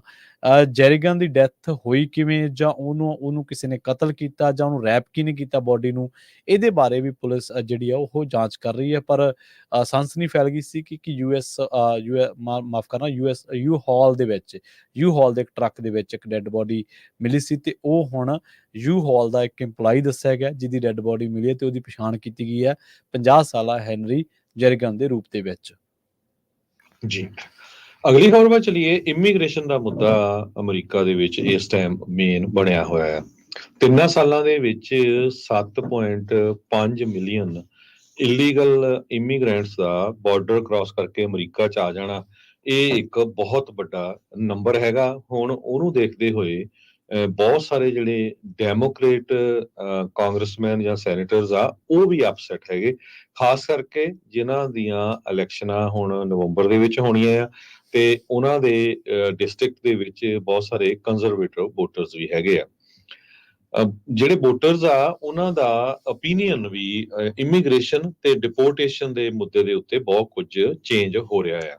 ਇੱਕ ਤਾਂ USA ਦੀ ਇਕਨੋਮੀ ਨੂੰ ਵੀ ਥੋੜਾ ਝਟਕਾ ਲੱਗਾ ਆ, ਲੇ ਆਫਸ ਹੋ ਰਹੇ ਆ, ਦੂਜੇ ਪਾਸੇ ਇੰਨੀ ਵੱਡੀ ਗਿਣਤੀ ਦੇ ਵਿੱਚ ਜਿਹੜੇ ਲੋਕ ਆ ਗਏ ਆ ਉਹਨਾਂ ਨੇ ਵੀ ਕੰਮ ਤਾਂ ਕਰਨਾ ਹੀ ਆ। ਸੋ ਉਹਨਾਂ ਨੂੰ ਦੇਖਦੇ ਹੋਏ ਈਵਨ ਕਹਿੰਦੇ ਵੀ ਬਹੁਤ ਸਾਰੇ ਕਾਲੇ ਮੂਲ ਦੇ ਜੋ ਲੋਕ ਆ ਤੇ ਸਪੈਨਿਸ਼ ਮੂਲ ਦੇ ਲੋਕ ਆ, ਉਹ ਹੁਣ ਜੋ ਇਸ ਤਰ੍ਹਾਂ ਲੋਕ ਬਾਰਡਰ ਕ੍ਰਾਸ ਕਰਕੇ ਆਏ ਆ ਉਹਨਾਂ ਦੇ ਉਲਟ ਬੋਲ ਰਹੇ ਹੈਗੇ ਆ। ਕੱਲ ਪ੍ਰੈਜ਼ੀਡੈਂਟ ਡੋਨਲਡ ਟਰੰਪ ਹੋਣੀ ਵੀ ਨਿਊਯਾਰਕ ਦੇ ਵਿੱਚ ਇੱਕ ਸਟੋਰ ਨੂੰ ਵਿਜ਼ਿਟ ਕਰਨ ਗਏ ਸੀ, ਕਨਵੀਨੀਅੰਸ ਸਟੋਰ ਨੂੰ, ਜਿੱਥੇ ਉਹਨਾਂ ਨੇ ਇਹ ਕਿਹਾ ਵੀ ਇੰਨਾ ਜ਼ਿਆਦਾ ਕ੍ਰਾਈਮ ਆ, ਇੰਨੀਆਂ ਰੋਬਰੀਆਂ ਹੋ ਰਹੀਆਂ, ਇੰਨੇ ਬ੍ਰੇਕ ਇਨ ਹੋ ਰਹੇ ਆ, ਤੇ ਮੈਂ ਦੇਖ ਰਿਹਾ ਵੀ ਮੇਰੇ ਬਹੁਤ ਸਾਰੇ ਜਿਹੜੇ ਕਾਲੇ ਮੂਲ ਦੇ ਦੋਸਤ ਮਿੱਤਰ ਆ ਜਾਂ ਆਪਣੇ ਮੇਰੇ ਮੁਲਕ ਦੇ ਸਿਟੀਜ਼ਨ ਆ, ਉਹਨਾਂ ਨੂੰ ਨੌਕਰੀਆਂ ਨਹੀਂ ਮਿਲ ਰਹੀਆਂ ਹੈਗੀਆਂ। ਤੇ ਨਾਲ ਦੀ ਨਾਲ ਜਿਹੜੇ ਸਪੈਨਿਸ਼ ਮੂਲ ਦੇ ਆ ਉਹ ਵੀ ਬਹੁਤ ਅਪਸੈਟ ਹੈਗੇ ਆ। ਮਾਰਕੁਇਟ ਯੂਨੀਵਰਸਿਟੀ ਵਿਸਕੌਨਸਨ ਦੇ ਵਿੱਚ ਜੋ ਹੈਗੀ ਆ, ਉਹਨਾਂ ਦੇ ਲਾ ਸਕੂਲ ਜੋ ਆ ਉਹ ਪੋਲ ਕਰਦਾ ਹਮੇਸ਼ਾ ਹੀ ਵਿਸਕੌਨਸਨ ਦੇ ਵਿੱਚ ਵੀ ਜਿਹੜੇ ਲੋਕ ਇੱਦਾਂ ਆਏ ਆ ਉਹਨਾਂ ਨੂੰ ਸਿਟੀਜ਼ਨਸ਼ਿਪ ਦੇ ਦੇਣੀ ਚਾਹੀਦੀ ਆ, ਡਿਪੋਰਟੇਸ਼ਨ ਹੋਣੀ ਚਾਹੀਦੀ ਆ ਜਾਂ ਨਹੀਂ ਹੋਣੀ ਚਾਹੀਦੀ। ਉਹ ਪੋਲ ਨੰਬਰ ਜ਼ਰੂਰ ਆਪਾਂ ਤੁਹਾਡੇ ਨਾਲ ਡਿਸਕਸ ਕਰਾਂਗੇ। ਉਹਨਾਂ ਨੇ ਸਰਵੇ ਕੀਤੇ ਆ ਪਿਛਲੇ ਦਿਨਾਂ ਦੇ ਵਿੱਚ। ਬਹੁਤ ਸਾਰੇ ਜਿਹੜੇ ਰਿਪਬਲਿਕਨ ਆ ਜਿਨ੍ਹਾਂ ਦੇ ਵਿੱਚ ਪ੍ਰੈਜ਼ੀਡੈਂਟ ਡੋਨਲਡ ਟਰੰਪ ਹੁਣੀ ਖੁਦ ਹੈਗੇ ਆ, ਉਹ ਇਮੀਗ੍ਰੇਸ਼ਨ ਦੇ ਮੁੱਦੇ ਨੂੰ ਲੈ ਕੇ ਉਹਨਾਂ ਦਾ ਹੱਥ ਜਿਹੜਾ ਆ ਉੱਪਰ ਹੈਗਾ ਆ। ਇਹ ਮਾਰਕੁਇਟ ਯੂਨੀਵਰਸਿਟੀ ਲਾ ਸਕੂਲ ਦੇ ਜਿਹੜੇ ਸਰਵੇ ਆਏ ਆ ਉਹਨਾਂ ਦੇ ਮੁਤਾਬਕ 2012 ਸਾਲ ਤੋਂ ਲੈ ਕੇ ਹੁਣ ਤੱਕ ਮਾਰਕੁਇਟ ਯੂਨੀਵਰਸਿਟੀ ਜੋ ਵੋਟਰਸ ਆ ਉਹਨਾਂ ਨੂੰ ਸਰਵੇ ਕਰਦੀ ਰਹਿੰਦੀ ਆ, ਤੇ ਅਨਡਾਕੂਮੈਂਟਡ ਇਮੀਗ੍ਰੈਂਟਸ ਜੋ ਕਰੰਟਲੀ ਅਮਰੀਕਾ ਦੇ ਵਿੱਚ ਪਹੁੰਚੇ ਹੋਏ ਆ, ਕੰਮ ਕਰ ਰਹੇ ਆ, ਚਾਹੇ ਉਹ ਟੈਂਪਰੇਰੀ ਬੇਸ ਤੇ ਆ ਜਾਂ ਕੁਝ ਵੀ ਆ, ਉਹਨਾਂ ਦੇ ਸੰਬੰਧ ਦੇ ਵਿੱਚ ਕਹਿੰਦੇ ਭਈ ਜਿਹੜੇ ਨਵੇਂ ਸਰਵੇ ਆਏ ਆ ਉਹਨਾਂ ਦੇ ਮੁਤਾਬਕ ਹੁਣ ਡਬਲ ਇਹ ਪਰਸੈਂਟੇਜ ਹੋ ਗਈ ਆ ਜਿਹੜੇ ਲੋਕ ਕਹਿੰਦੇ ਆ ਵੀ ਨਹੀਂ ਇਹ ਇਮੀਡੀਏਟਲੀ ਬੰਦ ਹੋਣਾ ਚਾਹੀਦਾ ਹੈਗਾ। 49% ਸਰਵੇ ਜਿਨ੍ਹਾਂ ਨੇ ਰਿਸਪੌਂਡ ਕੀਤਾ ਉਹ ਕਹਿੰਦੇ ਆ ਵੀ ਈਵਨ ਦੋ ਸਾਨੂੰ ਰਹਿਣ ਦੇਣਾ ਚਾਹੀਦਾ ਇਹਨਾਂ ਲੋਕਾਂ ਨੂੰ, ਮੁਲਕ ਦੇ ਵਿੱਚ ਸਿਟੀਜ਼ਨਸ਼ਿਪ ਵੀ ਦੇਣੀ ਚਾਹੀਦੀ ਹੈਗੀ ਆ, ਪਰ ਜੋ ਅੱਜ ਦੀ ਡੇਟ ਦੇ ਵਿੱਚ ਇਕੋਨਮੀ ਆ ਉਹਨੂੰ ਲੈ ਕੇ ਜਿਹੜੇ ਅਮਰੀਕਨਸ ਆ ਉਹਨਾਂ ਦੇ ਕੋਲ ਨੌਕਰੀਆਂ ਹੈ ਨਹੀਂ, ਤੇ ਸਾਨੂੰ ਖਤਰਾ ਆ ਵੀ ਇਹ ਸਾਡੀਆਂ ਜਿਹੜੀਆਂ ਜੌਬਾਂ ਆ ਉਹ ਲੈ ਲੈਣਗੇ। ਸੋ ਇਹ ਹਮੇਸ਼ਾ ਹੀ ਹੁੰਦਾ ਆ, ਜਦੋਂ ਇਕੋਨਮੀ ਬਹੁਤ ਸਟਰੋਂਗ ਹੁੰਦੀ ਆ ਉਦੋਂ ਕੋਈ ਕਹਿੰਦਾ ਨਹੀਂ ਹੈ, ਤੇ ਜਦੋਂ ਇਕੋਨਮੀ ਡਾਊਨ ਹੋ ਜਾਂਦੀ ਆ, ਲੋਕ ਲੇ ਆਫ ਹੋ ਜਾਂਦੇ ਆ, ਤੇ ਫਿਰ ਹਮੇਸ਼ਾ ਜੋ ਇਮੀਗ੍ਰੈਂਟਸ ਹੁੰਦੇ ਆ ਉਹਨਾਂ ਦੇ ਉੱਤੇ ਜਿਹੜੀ ਨਜ਼ਰ ਆ ਉਹ ਫਿਰ ਮੀਡੀਆ ਦੀ ਵੀ ਤੇ ਪੋਲੀਟੀਸ਼ੀਅਨਾਂ ਦੀ ਵੀ ਸਾਰਿਆਂ ਦੀ ਉੱਥੇ ਪਹੁੰਚ ਜਾਂਦੀ ਹੈਗੀ ਆ। ਵਿਸਕੌਨਸਨ ਸਟੇਟ ਬੜੀ ਬਾਰਡਰ ਵਾਲੀ ਸਟੇਟ ਹੈਗੀ ਆ। ਇਲੈਕਸ਼ਨ ਦੇ ਮੁੱਦੇ 'ਚ ਇੱਕ ਵਾਰ ਪ੍ਰੈਜ਼ੀਡੈਂਟ ਟਰੰਪ ਉਹਨਾਂ ਨੇ ਪਹਿਲੀ ਵਾਰੀ ਇਹ ਜਿੱਤ ਲਈ ਸੀ, ਤੇ ਦੂਸਰੀ ਵਾਰੀ ਜਿਹੜੀ ਆ ਉਹ ਥੋੜੀਆਂ ਵੋਟਾਂ ਤੇ ਉਹ ਉੱਥੇ ਰਹਿ ਗਏ ਸੀਗੇ।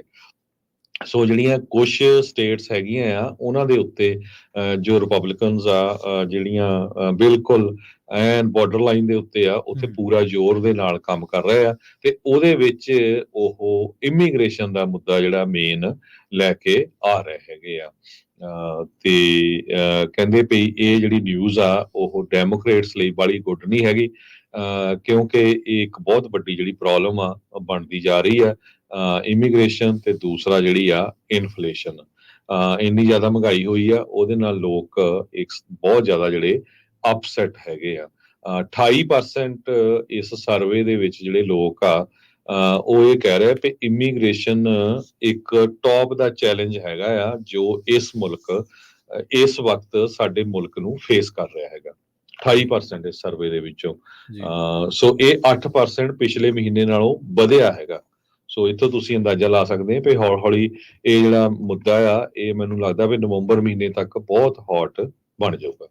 ਜੀ, ਅਗਲੀ ਖਬਰ ਦੇ ਵੱਲ ਵਧੀਏ, ਪਰ ਉਸ ਤੋਂ ਪਹਿਲਾਂ ਆਪਾਂ ਇਹ ਦੱਸਦੇ ਚੱਲੀਏ ਤੁਹਾਨੂੰ ਕਿ ਬਹੁਤ ਵਾਰ ਜਦੋਂ ਆਪਾਂ ਇਕੋਨਮੀ ਬਾਰੇ ਜਾਂ ਆਪਾਂ ਇਮੀਗ੍ਰੇਸ਼ਨ ਬਾਰੇ ਜਾਂ ਆਪਾਂ ਲੇਆਫਸ ਦੇ ਬਾਰੇ ਖਬਰਾਂ ਸਾਂਝੀਆਂ ਕਰਦੇ ਹਾਂ, ਜਾਂ ਵੱਖ-ਵੱਖ ਸੈਕਟਰ ਦੀਆਂ ਜਿਹੜੇ ਉਹਨਾਂ 'ਚ ਮੰਦਹਾਲੀ ਆ, ਟਰੱਕਿੰਗ ਦੇ ਜਾਂ ਹੋਰ ਸੈਕਟਰ ਜਿੰਨੇ ਵੀ ਨੇ, ਤਾਂ ਬਹੁਤ ਵਾਰ ਸਾਡੇ ਜਿਹੜੇ ਸਰੋਤੇ ਆ ਉਹਨਾਂ ਨੂੰ ਇਹ ਲੱਗਦਾ ਕਿ ਸ਼ਾਇਦ ਇਹ ਡਰਾਇਆ ਜਾ ਰਿਹਾ ਜਾਂ ਕਿਵੇਂ ਵੀ ਆ। ਕਈ ਵਾਰੀ ਔਨ ਏਅਰ ਆ ਕੇ ਵੀ ਉਹ ਇਸ ਤੇ ਇਤਰਾਜ਼ ਪ੍ਰਗਟ ਕਰਦੇ ਨੇ, ਪਰ ਅਸਲ ਦੇ ਵਿੱਚ ਜਿਹੜੀਆਂ ਖਬਰਾਂ ਹੁੰਦੀਆਂ ਇਹ ਤੁਹਾਨੂੰ ਇੱਕ ਪੰਜਾਬੀ ਤਰਜਮੇ ਦੇ ਤੌਰ ਤੇ ਤੁਸੀਂ ਦੇਖੋ ਕਿ ਕਿੰਨੇ ਵੱਡੇ ਅਦਾਰੇ ਨੇ, ਜਿਹੜੇ ਵਾਲ ਸਟਰੀਟ ਜਰਨਲ ਹੋਇਆ, ਨਿਊਯਾਰਕ ਟਾਈਮਸ ਹੋਇਆ, LA ਟਾਈਮਸ, ਵਾਸ਼ਿੰਗਟਨ ਪੋਸਟ, ਸਾਰਿਆਂ ਨੇ ਜਿਹੜੀਆਂ ਸਟੱਡੀ ਹੁੰਦੀ ਆ, ਓਪੀਨੀਅਨ ਆਰਟੀਕਲ ਦੇ ਵਿੱਚੋਂ ਕੁਝ ਫੈਕਟ ਚੱਕੇ ਜਾਂਦੇ ਨੇ ਜਿਹੜੇ ਤੁਹਾਡੇ ਵਾਸਤੇ ਲਿਆਂਦੇ ਜਾਂਦੇ ਨੇ, ਤੇ ਇਹਦਾ ਮਤਲਬ ਤੁਹਾਨੂੰ ਕਿਸੇ ਵੀ ਤਰੀਕੇ ਨਾਲ ਡਿਮੋਰਲਾਈਜ਼ ਕਰਨਾ ਜਾਂ ਕਿਸੇ ਵੀ ਤਰੀਕੇ ਨਾਲ ਤੁਹਾਨੂੰ ਇਹ ਨਹੀਂ ਕਰਨਾ ਹੁੰਦਾ ਕਿ ਤੁਹਾਨੂੰ ਕੁਛ ਇਹੋ ਜਿਹਾ ਦੱਸਿਆ ਜਾਵੇ ਜਿਹੜਾ ਤੁਹਾਨੂੰ ਦੱਸੇ, ਜਿਹੜਾ ਤੁਹਾਨੂੰ ਡਰਾਵੇ। ਪਰ ਇਹਦਾ ਮੰਤਵ ਇਹ ਹੁੰਦਾ ਕਿ ਤੁਹਾਨੂੰ ਦੇਸ਼ ਦੇ ਵਿੱਚ ਚੱਲ ਕੀ ਰਿਹਾ, ਚਾਹੇ ਉਹ ਪੋਲੀਟੀਕਲੀ ਹੈ, ਚਾਹੇ ਉਹ ਕਾਰੋਬਾਰੀ ਹਾਲਾਤ ਨੇ, ਦੇਸ਼ ਦਾ ਮੁਹਾਨ ਕਿੱਧਰ ਨੂੰ ਆ, ਆਰਥਿਕਤਾ ਜਾ ਕਿੱਧਰ ਨੂੰ ਰਹੀ ਹੈ। ਕੱਲਾ ਲੇ ਆਫਸ ਨਹੀਂ ਦੱਸਦੇ, ਨਵੀਆਂ ਨੌਕਰੀਆਂ ਪੈਦਾ ਕਿੱਥੇ ਹੋ ਰਹੀਆਂ ਨੇ, ਅਸੀਂ ਇਹ ਵੀ ਦੱਸਦੇ ਹਾਂ। ਹਰਜੋਤ ਸਿੰਘ ਖਾਲਸਾ ਜੀ ਨੇ ਇੱਕ ਪ੍ਰੋਗਰਾਮ ਦੇ ਵਿੱਚ ਦੱਸਿਆ ਸੀਗਾ ਕਿ ਠੀਕ ਹੈ, ਪਰ ਅਮਰੀਕਾ ਦੀ ਇਕੋਨਮੀ ਨੂੰ ਇਹ ਵੀ ਦੱਸਿਆ ਜਾ ਰਿਹਾ ਕਿ ਆਉਣ ਵਾਲੇ ਟਾਈਮ ਦੇ ਵਿੱਚ 88 ਲੱਖ ਨੌਕਰੀਆਂ ਪੈਦਾ ਕਰਨ ਦੀ ਜਿਹੜੀ ਉਹ ਵੀ ਸਮਰੱਥਾ ਹੈਗੀ ਹੈ। ਸੋ ਐਸੀਆਂ ਵੀ ਖਬਰਾਂ ਸਾਨੂੰ ਸਾਰਿਆਂ ਨੂੰ ਚੇਤੇ ਰੱਖਣੀਆਂ ਚਾਹੀਦੀਆਂ ਨੇ। ਸੋ ਇਹ ਜਿਹੜੀਆਂ ਜਾਣਕਾਰੀਆਂ ਦਾ ਦੌਰ ਹੈ, ਇਹ ਲਗਾਤਾਰ ਇਸ ਤਰ੍ਹਾਂ ਹੀ ਚੱਲਦਾ ਰਹਿੰਦਾ। ਸਾਨੂੰ ਕਦੇ ਵੀ ਇਹਨਾਂ ਨੂੰ ਪਰਸਨਲੀ, ਨਿੱਜੀ ਤੌਰ ਤੇ ਇਹੋ ਜਿਹੀਆਂ ਜਾਣਕਾਰੀਆਂ ਨੂੰ ਨਹੀਂ ਲੈਣਾ ਚਾਹੀਦਾ।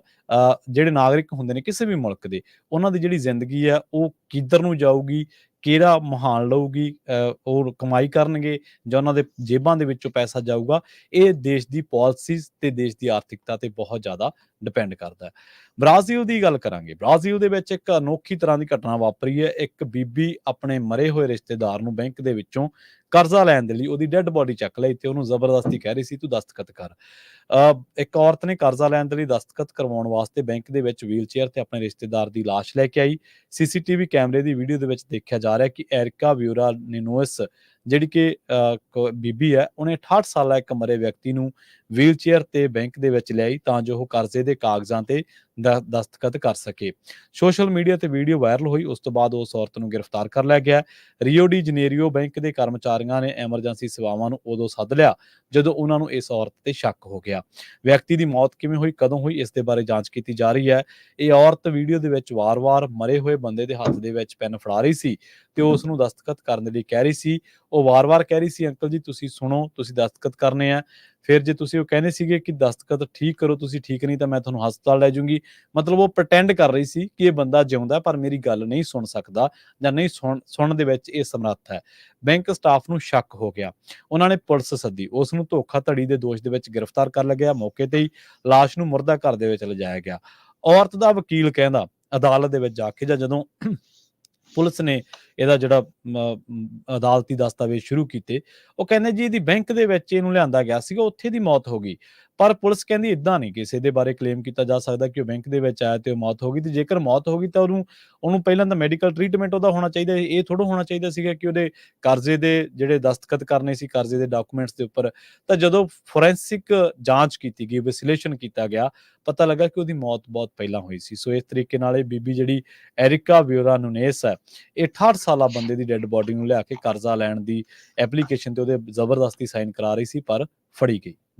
ਜੀ, ਜਿਸ ਤਰ੍ਹਾਂ ਪਹਿਲਾਂ ਮੈਂ ਇਮੀਗ੍ਰੇਸ਼ਨ ਦੀ ਗੱਲ ਕਰਦਾ ਸੀ, ਇੱਕ ਮਾੜੀ ਖਬਰ ਆ ਰਹੀ ਆ। ਆਪਣਾ ਪੰਜਾਬੀ ਮੂਲ ਦਾ ਬੰਦਾ ਜਸਪਾਲ ਸਿੰਘ 57 ਸਾਲਾਂ ਦਾ, ਉਸ ਦੀ ਜੋ ਮੌਤ ਹੋਈ ਆ US ਜੋ ਆਈਸ ਆ ਉਹਨਾਂ ਦੇ ਕਸਟਡੀ ਦੇ ਵਿੱਚ। 2023 ਦੇ ਵਿੱਚ ਕਹਿੰਦੇ ਇਲੀਗਲੀ ਐਂਟਰ ਕਰ ਰਿਹਾ ਸੀ ਤੇ ਉਸ ਨੂੰ US ਇਮੀਗ੍ਰੇਸ਼ਨ ਤੇ ਕਸਟਮ ਇਨਫੋਰਸਮੈਂਟ ਵਾਲਿਆਂ ਨੇ, ਆਈਸ ਵਾਲਿਆਂ ਨੇ ਫੜ ਲਿਆ ਤੇ ਉਹ ਡਿਪੋਰਟੇਸ਼ਨ ਦੇ ਉੱਤੇ ਸੀਗਾ। ਜਸਪਾਲ ਸਿੰਘ 57 ਸਾਲਾਂ ਦਾ south east Georgia health centre system ਜੋ ਹੈਗਾ ਉੱਥੇ ਸੇਂਟ ਮੇਰੀ ਕੈਂਪਸ ਆ, ਉੱਥੇ ਸੀਗਾ। ਉਸ ਦੇ ਬਾਰੇ, ਜੋ ਉਸ ਦੀ ਮੌਤ ਦੇ ਬਾਰੇ ਇੰਡੀਅਨ ਕੌਂਸਲੇਟ ਜੋ ਨਿਊਯਾਰਕ ਦੇ ਵਿੱਚ ਹੈਗਾ ਆ, ਉਹਨਾਂ ਨੂੰ ਦੱਸ ਦਿੱਤਾ ਗਿਆ ਹੈ। ਕਹਿੰਦੇ ਵੀ ਜਸਪਾਲ ਸਿੰਘ 1992 ਦੇ ਵਿੱਚ USA 'ਚ ਐਂਟਰ ਹੋਇਆ ਸੀ। ਉਹ ਤੋਂ ਬਾਅਦ ਉਹਨੂੰ ਕੁਛ ਲੀਗਲ ਟਰਬਲਸ ਆ ਗਈਆਂ, ਇਸ਼ੂ ਆ ਗਿਆ ਇਮੀਗ੍ਰੇਸ਼ਨ ਦੇ ਸੰਬੰਧ ਦੇ ਵਿੱਚ, ਤੇ ਜਨਵਰੀ 98 ਦੇ ਵਿੱਚ 1998 'ਚ 6 ਸਾਲਾਂ ਬਾਅਦ ਇਮੀਗ੍ਰੇਸ਼ਨ ਜੱਜ ਨੇ ਇਹ ਆਰਡਰ ਕਰਤਾ ਵੀ ਉਸ ਨੂੰ ਅਮਰੀਕਾ ਤੋਂ ਰਿਮੂਵ ਕੀਤਾ ਜਾਵੇ ਤੇ ਇੱਥੋਂ ਜਿਹੜਾ ਆ ਡਿਪੋਰਟ ਕੀਤਾ ਜਾਵੇ। ਉਸ ਤੋਂ ਬਾਅਦ ਹੁਣ ਇਹ ਨਹੀਂ ਪਤਾ ਵੀ ਉਹ ਚਲੇ ਗਿਆ ਜਾਂ ਡਿਪੋਰਟ ਕੀਤਾ ਗਿਆ ਦੁਬਾਰਾ, ਕਿ ਫਿਰ 2023 ਦੇ ਵਿੱਚ ਉਹ ਇਲੀਗਲੀ ਐਂਟਰ ਕਰਨ ਦੀ ਕੋਸ਼ਿਸ਼ ਕਰ ਰਿਹਾ ਸੀ, ਜਦੋਂ US ਕਸਟਮ ਤੇ ਬਾਰਡਰ ਪ੍ਰੋਟੈਕਸ਼ਨ ਵਾਲਿਆਂ ਨੇ ਉਸ ਨੂੰ ਅਰੈਸਟ ਕਰ ਲਿਆ ਤੇ ਉਸ ਨੂੰ ਜੇਲ੍ਹ ਦੇ ਵਿੱਚ ਰੱਖਿਆ ਹੋਇਆ ਸੀ, ਤੇ ਜਿੱਥੇ ਉਸ ਦੀ ਜਿਹੜੀ ਆ ਮੌਤ ਹੋ ਗਈ ਹੈਗੀ ਆ। ਆਈਸ ਵਾਲਿਆਂ ਨੇ ਆਲਰੇਡੀ, ਜਿਸ ਤਰ੍ਹਾਂ ਮੈਂ ਤੁਹਾਨੂੰ ਦੱਸਿਆ ਹੀ ਆ ਵੀ ਇੰਡੀਅਨ ਕੌਂਸਲੇਟ ਆਫਿਸ ਨੂੰ ਰਿਪੋਰਟ ਕਰ ਦਿੱਤਾ ਹੈਗਾ ਆ। ਕਹਿੰਦੇ ਵੀ ਜਦੋਂ ਵੀ ਕੋਈ ਨਾਨ ਸਿਟੀਜ਼ਨ ਦੀ ਮੌਤ ਹੁੰਦੀ ਹੈਗੀ ਆ ਤੇ ਜਿਹੜਾ ERO ਹੁੰਦਾ ਹੈਗਾ ਆ ਉਹ ਆਫੀਸ਼ੀਅਲ ਨੋਟੀਫਿਕੇਸ਼ਨ ਕਰਦਾ ਹੈਗਾ US ਕਾਂਗਰਸ ਨੂੰ ਵੀ, NGOs ਆਰਗੇਨਾਈਜੇਸ਼ਨਸ ਨੂੰ ਤੇ ਮੀਡੀਆ ਨੂੰ ਵੀ ਵਿਦਨ 2 ਦਿਨਾਂ ਦੇ ਵਿੱਚ ਜਦੋਂ ਇਦਾਂ ਦੀ ਜਿਹੜੀ ਗੱਲਬਾਤ ਹੁੰਦੀ ਹੈਗੀ ਆ। ਇੱਕ ਲਾ ਦੇ ਮੁਤਾਬਕ ਜੋ 2018 ਦੇ ਵਿੱਚ ਪਾਸ ਹੋਇਆ ਸੀ ਤੇ ਉਹਦੇ ਵਿੱਚ ਆਈਸ ਵਾਲਿਆਂ ਨੂੰ ਇਹ ਵੀ ਦੱਸਣਾ ਪੈਂਦਾ ਆ ਵੀ ਕਸਟਡੀ ਦੇ ਵਿੱਚ ਜੇ ਕਿੰਨੇ ਲੋਕਾਂ ਦੀ ਜਿਹੜੀ ਮੌਤ ਹੋਈ ਆ, ਇਹ 90 ਦਿਨਾਂ ਦੇ ਵਿੱਚ ਉਹਨਾਂ ਨੂੰ ਦੱਸਣਾ ਪੈਂਦਾ। ਸੋ ਇੱਕ ਮਾੜੀ ਖਬਰ ਆ ਆਪਣਾ ਪੰਜਾਬੀ ਜਿਹੜਾ ਜਸਪਾਲ ਸਿੰਘ ਨਾਮ ਦੇ ਬੰਦੇ ਦੀ ਆਈਸ ਵਾਲਿਆਂ ਦੇ ਜਦੋਂ ਕਸਟਡੀ ਸੀ ਉੱਥੇ ਮੌਤ ਹੋ ਗਈ ਆ। ਬ੍ਰੇਕ ਤੋਂ ਪਹਿਲਾਂ ਆਪਾਂ ਤੁਹਾਡੇ ਨਾਲ ਖਬਰ ਸਾਂਝੀ ਕੀਤੀ ਸੀ ਵੀ ਪਾਣੀ ਕਿਸ ਤਰ੍ਹਾਂ ਉਹ ਤੇਲ ਨਾਲੋਂ ਵੀ ਮਹਿੰਗਾ ਹੋ ਰਿਹਾ ਹੈਗਾ। ਅਮਰੀਕਾ ਦੇ ਵਿੱਚ ਖਾਸ ਕਰਕੇ ਵੈਸਟ ਕੋਸਟ ਦੇ ਵਿੱਚ ਐਰੀਜ਼ੋਨਾ ਵਾਲਾ ਏਰੀਆ, ਕੋਲੋਰਾਡੋ ਦਰਿਆ ਨੂੰ ਲੈ ਕੇ ਬਹੁਤ ਲੰਮੀ ਲੜਾਈ ਜਿਹੜੀ ਆ 3 ਸਟੇਟਾਂ ਦੇ ਵਿੱਚ ਚੱਲ ਰਹੀ ਆ, ਐਰੀਜ਼ੋਨਾ ਦੀ, ਕੈਲੀਫੋਰਨੀਆ ਦੀ, ਨਵਾਡਾ ਦੀ। ਤੇ ਪਿਛਲੇ ਕੁਝ ਮਹੀਨੇ ਪਹਿਲਾਂ ਕਾਫੀ ਜ਼ਿਆਦਾ ਜਿਹੜਾ ਐਗਰੀਮੈਂਟ ਹੋਇਆ ਸੀ ਉਹਦੇ ਵਿੱਚ ਪਾਣੀ ਦਾ ਕੱਟ ਕੀਤਾ ਗਿਆ ਸੀ। ਬਹੁਤ ਸਾਰੇ ਜਿਹੜੇ ਲਾਲਚੀ ਕਾਰਪੋਰੇਸ਼ਨਸ ਆ ਉਹ ਕੀ ਕਰ ਰਹੇ ਆ ਵੀ ਕੋਲੋਰਾਡੋ ਰਿਵਰ ਦੇ ਕੰਢੇ ਦੇ ਉੱਤੇ ਐਰੀਜ਼ੋਨਾ 'ਚ ਰਿਮੋਟ ਏਰੀਏ 'ਚ ਜਿਹੜੇ ਆ ਜ਼ਮੀਨ ਖਰੀਦ ਕੇ ਉਸ ਜ਼ਮੀਨ ਦੇ ਲਈ ਜਿਹੜਾ ਪਾਣੀ ਵਰਤਣਾ ਉਸ ਨੂੰ ਮਿਲੀਅਨਸ ਆਫ ਡਾਲਰ ਦਾ ਉਹ ਪਾਣੀ ਹੋਰ ਵੱਖ-ਵੱਖ ਦੂਰ ਸ਼ਹਿਰਾਂ ਦੇ ਵਿੱਚ ਵੇਚ ਰਹੇ ਹੈਗੇ ਆ। ਇਦਾਂ ਦੀ ਇੱਕ ਸਟੋਰੀ ਗਾਰਡੀਅਨ ਨਿਊਜ਼ਪੇਪਰ ਨੇ ਅੱਜ ਛਾਪੀ ਹੈਗੀ ਆ। ਬਹੁਤ ਲੰਮੀ ਸਟੋਰੀ ਆ, ਆਪਣੇ ਕੋਲ ਇੰਨਾ ਸਮਾਂ ਤਾਂ ਨਹੀਂ, ਥੋੜਾ ਜਿਹਾ ਮੈਂ ਤੁਹਾਨੂੰ ਦੱਸੂਗਾ, ਪਰ ਜੇ ਤੁਹਾਡੇ ਕੋਲ ਟਾਈਮ ਹੋਇਆ ਜਰੂਰ ਪੜਿਓ, ਬੜੀ ਇੰਟਰਸਟਿੰਗ ਆ। ਜੋ ਇਹ ਸਿਚੁਏਸ਼ਨ ਇੱਥੇ ਬਣਦੀ ਜਾ ਰਹੀ ਹੈ ਪੂਰੀ ਦੁਨੀਆ 'ਚ ਵਾਪਰਨੀ ਆ ਤੇ ਅਨਫੋਰਚੂਨੇਟਲੀ ਉਹ ਸਾਡੇ ਜਿੱਥੇ ਆਪਾਂ ਪੈਦਾ ਹੋਏ ਆ ਪੰਜਾਬ ਦੇ ਵਿੱਚ ਉੱਥੇ ਵੀ ਇਹੀ ਸਿਚੁਏਸ਼ਨ ਬਣਨੀ ਹੈਗੀ ਆ। ਤੁਸੀਂ ਬੜੀ ਕੋਲ ਰਿਲੇਟ ਇਸ ਨੂੰ ਕਰ ਸਕਦੇ ਆ। ਸੋ ਇਹਦਾ ਜਿਹੜਾ ਹੈਡਿੰਗ ਆ ਉਹਨਾਂ ਨੇ ਇਹ ਲਿਖਿਆ ਵੀ water is more valuable than oil, ਤੇਲ ਨਾਲੋਂ ਪਾਣੀ ਜ਼ਿਆਦਾ ਮਹਿੰਗਾ ਆ। The corporations cashing in on American drought, America ਦੇ ਵਿੱਚ ਜਿਹੜਾ ਡਰਾਊਟ ਹੋਇਆ ਆ ਉਹਦੇ ਉੱਤੇ ਇਸ ਨੂੰ ਕੈਸ਼ ਕਰ ਰਹੇ ਆ। ਤੁਹਾਨੂੰ ਆਪਾਂ ਦੇਖਿਆ ਆ ਵੀ ਕਹਿੰਦੇ 1200 ਸਾਲਾਂ ਬਾਅਦ ਇੰਨਾ ਜ਼ਿਆਦਾ ਜਿਹੜਾ ਡਰਾਊਟ ਪਿਆ ਸੀ। ਹਾਲਾਂਕਿ ਇਸ ਸਾਲ ਕਾਫੀ ਮੀਂਹ ਪੈ ਗਿਆ ਕੈਲੀਫੋਰਨੀਆ 'ਚ, ਪਰ ਓਵਰਆਲ ਹਜੇ ਵੀ ਜੋ ਕੋਲੋਰਾਡੋ ਰਿਵਰ ਆ ਉਹਦਾ 20% ਪਾਣੀ ਘਟ ਗਿਆ ਹੈਗਾ। ਸੋ ਇਹਦੇ ਸੰਬੰਧ ਦੇ ਵਿੱਚ ਉਹਨਾਂ ਨੇ ਇੱਕ ਦੱਸਿਆ ਵੀ ਇੱਕ ਗ੍ਰੀਨਸਟੋਨ ਰਿਸੋਰਸ ਪਾਰਟਨਰਸ LLC ਨਾਮ ਦੀ ਪ੍ਰਾਈਵੇਟ ਕੰਪਨੀ ਨੇ 500 ਏਕੜ ਦੇ ਕਰੀਬ ਇੱਕ ਐਗਰੀਕਲਚਰ ਲੈਂਡ ਸੀਬੋਲਾ ਟਾਊਨ ਹੈਗਾ ਐਰੀਜ਼ੋਨਾ 'ਚ, ਕੋਲੋਰਾਡੋ ਰਿਵਰ ਦੇ ਲਾਗੇ, ਉੱਥੇ ਖਰੀਦ ਲਿਆ। ਤੇ ਉਸ ਤੋਂ ਬਾਅਦ ਉਹਨਾਂ ਨੇ ਕੁਛ ਜਿੱਦਾਂ ਲੱਖ ਡਾਲਰ 'ਚ ਖਰੀਦਿਆ ਤੇ ਉਹਦਾ ਜਿਹੜਾ ਪਾਣੀ ਆ ਉਹ ਉਹਨਾਂ ਨੇ ਇਸ ਤੋਂ 200 ਮੀਲ ਦੂਰ ਐਰੀਜ਼ੋਨਾ ਦਾ ਇੱਕ ਜਿਹੜਾ ਸ਼ਹਿਰ ਹੈਗਾ ਉਸ ਨੂੰ ਵੇਚਣਾ ਸ਼ੁਰੂ ਕਰ ਦਿੱਤਾ। ਤੇ ਉਹ ਕਹਿੰਦੇ ਵੀ 9.8 ਮਿਲੀਅਨ ਡਾਲਰ ਦਾ ਜਿਹੜਾ ਉਹ ਵੇਚਿਆ, ਜਿਹੜਾ ਕਿ ਇਹਨਾਂ ਨੇ 485 ਏਕੜ ਜਿਹੜੀ ਜ਼ਮੀਨ ਆ ਜਿਹਦੇ ਵਿੱਚ ਹੁੰਦਾ ਵੀ ਕੁਛ ਨਹੀਂ ਸੀ ਉਹ ਖਰੀਦ ਕੇ, ਕਿਉਂਕਿ ਜੋ ਰਾਈਟਸ ਆ ਪਾਣੀ ਦੇ ਉਹ ਉਸ ਦਰਿਆ ਦੇ ਲਾਗੇ ਜਿਹੜੀ ਜ਼ਮੀਨ ਹੈਗੀ ਉਹਨਾਂ ਦੇ ਕੋਲ ਸੀਗੇ। ਸੋ ਇਹ ਇੱਕ ਬਹੁਤ ਵੱਡਾ ਇਸ਼ੂ ਬਣਦਾ ਜਾ ਰਿਹਾ। ਉਹ ਛੋਟਾ ਜਿਹਾ ਟਾਊਨ ਆ ਸਬੋਲਾ ਜਿੱਥੇ 200 ਪਾਪੂਲੇਸ਼ਨ ਆ, ਉਹ ਕਹਿੰਦੇ ਅਸੀਂ ਅੱਗੇ ਬੜੇ ਹੈਰਾਨ ਸੀ ਵੀ ਐਡੀ ਵੱਡੀ ਕੰਪਨੀ ਨੇ ਇੱਥੇ ਆ ਕੇ ਜਿਹੜਾ ਆ ਜ਼ਮੀਨ ਲੈ ਲਈ, ਵੀ ਜ਼ਮੀਨ ਦਾ ਕਰੂਗੇ ਕੀ। ਪਰ ਹੁਣ ਬਾਅਦ ਚ ਪਤਾ ਲੱਗਿਆ ਵੀ ਇਹ ਜਿਹੜਾ ਜਿਸ ਤਰ੍ਹਾਂ ਇਹਨਾਂ ਨੇ ਇਸ ਕਾਰਪੋਰੇਸ਼ਨ ਨੇ ਗ੍ਰੀਨਸਟੋਨ ਨੇ ਇੱਥੇ ਕੀਤਾ, ਉਹ ਇਸ ਤੋਂ ਬਿਨਾਂ ਇਹਦੀਆਂ 25 ਸਬਸਿਡਰੀਆਂ ਹੋਰ ਇਹਨਾਂ ਦੀਆਂ ਹੈਗੀਆਂ। ਸੋ ਇਹਨੂੰ ਨਾ ਵਰਤਦੇ ਉਹ GSC ਫਾਰਮਸ ਕਰਕੇ। ਸੋ ਜ਼ਮੀਨ ਲੈ ਲੈਂਦੇ ਆ, ਜ਼ਮੀਨ ਦਾ ਜਿਹੜਾ ਪਾਣੀ ਵਰਤਣਾ ਹੁੰਦਾ ਉਹਦੀ ਜਗ੍ਹਾ ਉਹ ਪਾਣੀ ਜਿਹੜੇ ਸ਼ਹਿਰ ਆ ਐਰੀਜ਼ੋਨਾ ਦੇ ਵਿੱਚ ਜਿੱਥੇ ਪਾਣੀ ਨਹੀਂ ਹੈਗਾ ਉਹਨਾਂ ਨੂੰ ਉਹ ਪਾਣੀ ਬਹੁਤ ਜ਼ਿਆਦਾ ਮਹਿੰਗਾ ਜਿਹੜਾ ਉਹ ਵੇਚ ਰਹੇ ਹੈਗੇ ਆ। ਤੇ ਉਹ ਸਿਰਫ ਪਾਣੀ ਦੇ ਰਾਈਟਸ ਤੋਂ ਹੀ ਜੋ ਆ ਮਿਲੀਅਨਸ ਆਫ ਡਾਲਰ ਕਮਾ ਰਹੇ ਹੈਗੇ ਆ। ਸੋ ਬੜੀ ਇੰਟਰਸਟਿੰਗ ਸਟੋਰੀ ਆ ਵੀ ਕਿਸ ਤਰ੍ਹਾਂ ਥੋੜੇ ਜਿਹੇ ਖੇਤ ਦਰਿਆ ਦੇ ਲਾਗੇ ਲੈ ਕੇ ਉਹਦੇ ਵਾਟਰ ਰਾਈਟਸ 200 ਮੀਲ ਦੂਰ ਇੱਕ ਜਿਹੜਾ ਸ਼ਹਿਰ ਆ ਕੁਈਨ ਕ੍ਰੀਕ ਕਰਕੇ ਉਹਨੂੰ ਵੇਚ ਰਹੇ ਹੈਗੇ ਆ। ਕਾਫੀ ਲੰਮੀ ਆ, ਸਮਾਂ ਹੋਇਆ ਜਰੂਰ ਇਸ ਨੂੰ ਪੜਿਓ। ਤੇ ਹੁਣ ਸਾਡਾ ਖਬਰਾਂ ਦਾ ਸਮਾਂ ਵੀ ਸਮਾਪਤ ਹੁੰਦਾ ਤੇ ਪ੍ਰਵੀਨ ਜੀ ਜਾਂਦੇ ਇੱਕ ਵਾਰੀ ਫੇਰ ਦੱਸਦੇ ਜਾਈਏ ਵੀ ਜਿਸ ਤਰ੍ਹਾਂ ਪੰਜਾਬੀ ਰੇਡੀਓ USA ਉੱਤੇ ਰੈਫਲ ਚੱਲ ਰਹੇ ਆ, ਇਨਾਮ ਕੱਢ ਰਹੇ ਹੈਗੇ ਆ। ਹਜੇ ਅਸੀਂ ਜਿਹੜਾ ਬੇ ਏਰੀਏ ਦੇ ਸਟੇਸ਼ਨ ਦੇ ਕਰ ਰਹੇ ਹਾਂ, ਹੌਲੀ ਹੌਲੀ ਆਪਾਂ ਹੋਰ ਸਟੇਸ਼ਨਾਂ ਦੇ ਵੀ ਕਰਾਂਗੇ ਵੀ ਕਿਹੜੇ ਏਰੀਏ 'ਚ ਤੁਸੀਂ ਪੰਜਾਬੀ ਰੇਡੀਓ USA ਨੂੰ ਸੁਣ ਰਹੇ ਆ। ਸੋ ਕਰੰਟਲੀ ਜਿਹੜਾ ਅਗਲਾ ਇੱਕ ਵਾਰੀ ਫੇਰ ਅਵਾਰਡ ਕੱਢਣੇ ਆ ਉਹ ਵੀਰਵਾਰ ਨੂੰ ਹੋਣੇ ਆ। ਜੀ ਜੀ ਬਹੁਤ ਸੋਹਣੇ ਅਵਾਰਡ ਹੈਗੇ ਆ ਜਿਨ੍ਹਾਂ ਦੇ ਨਿਕਲੇ ਆ ਪਿਛਲੇ ਸਮੇਂ 'ਚ, ਉਹ ਲੈ ਕੇ ਵੀ ਗਏ ਹੈਗੇ ਆ। ਸੋ ਤੁਸੀਂ ਕਾਲ ਕਰ ਸਕਦੇ ਹੋ 408 272 5200 ਤੇ 4082725200 1170 AM ਜਿਹੜਾ ਕੈਲੀਫੋਰਨੀਆ ਦਾ ਬੇ ਏਰੀਆ ਦਾ ਸਭ ਤੋਂ ਵੱਡਾ ਸਟੇਸ਼ਨ ਆ 50,000 ਵਾਟ ਦਾ। ਤੁਸੀਂ ਇਹੀ ਦੱਸਣਾ ਆ ਵੀ ਮੈਂ ਕਾਰ ਦੇ ਵਿੱਚ ਜਾਂ ਘਰ ਦੇ ਵਿੱਚ ਬੇ ਏਰੀਏ ਦੇ ਜਾਂ ਬੇ ਏਰੀਆ ਨਹੀਂ, ਇਹ ਐਕਚੁਅਲੀ ਬਹੁਤ ਦੂਰ ਦੂਰ ਤੇ ਜਾਂਦਾ ਹਾਂਜੀ ਹਾਂਜੀ ਵੀ ਕਿੱਥੇ ਕੁ ਤੁਸੀਂ ਇਸ ਰੇਡੀਓ ਨੂੰ ਸੁਣਿਆ। ਸਿਰਫ ਆਪਣਾ ਕਾਲ ਕਰਨੀ ਆ 408 272 5200 ਤੇ ਆਪਣਾ ਜਿਹੜਾ ਨਾਮ ਦੱਸਣਾ ਹੈਗਾ ਜੀ। ਸੋ ਇੱਥੇ ਹੀ ਹਰਜੋਤ ਸਿੰਘ ਜੀ ਆਪਾਂ ਲੈਂਦੇ ਹਾਂ ਜੀ ਇਜਾਜ਼ਤ। ਤੁਸੀਂ ਜੁੜੇ ਰਹੋ ਪੰਜਾਬੀ DSA ਦੇ ਨਾਲ। ਬਹੁਤ ਬਹੁਤ ਧੰਨਵਾਦ। ਸਤਿ ਸ਼੍ਰੀ ਅਕਾਲ ਜੀ। ਸੁਣਦੇ ਰਹੋ ਪੰਜਾਬੀ ਰੇਡੀਓ।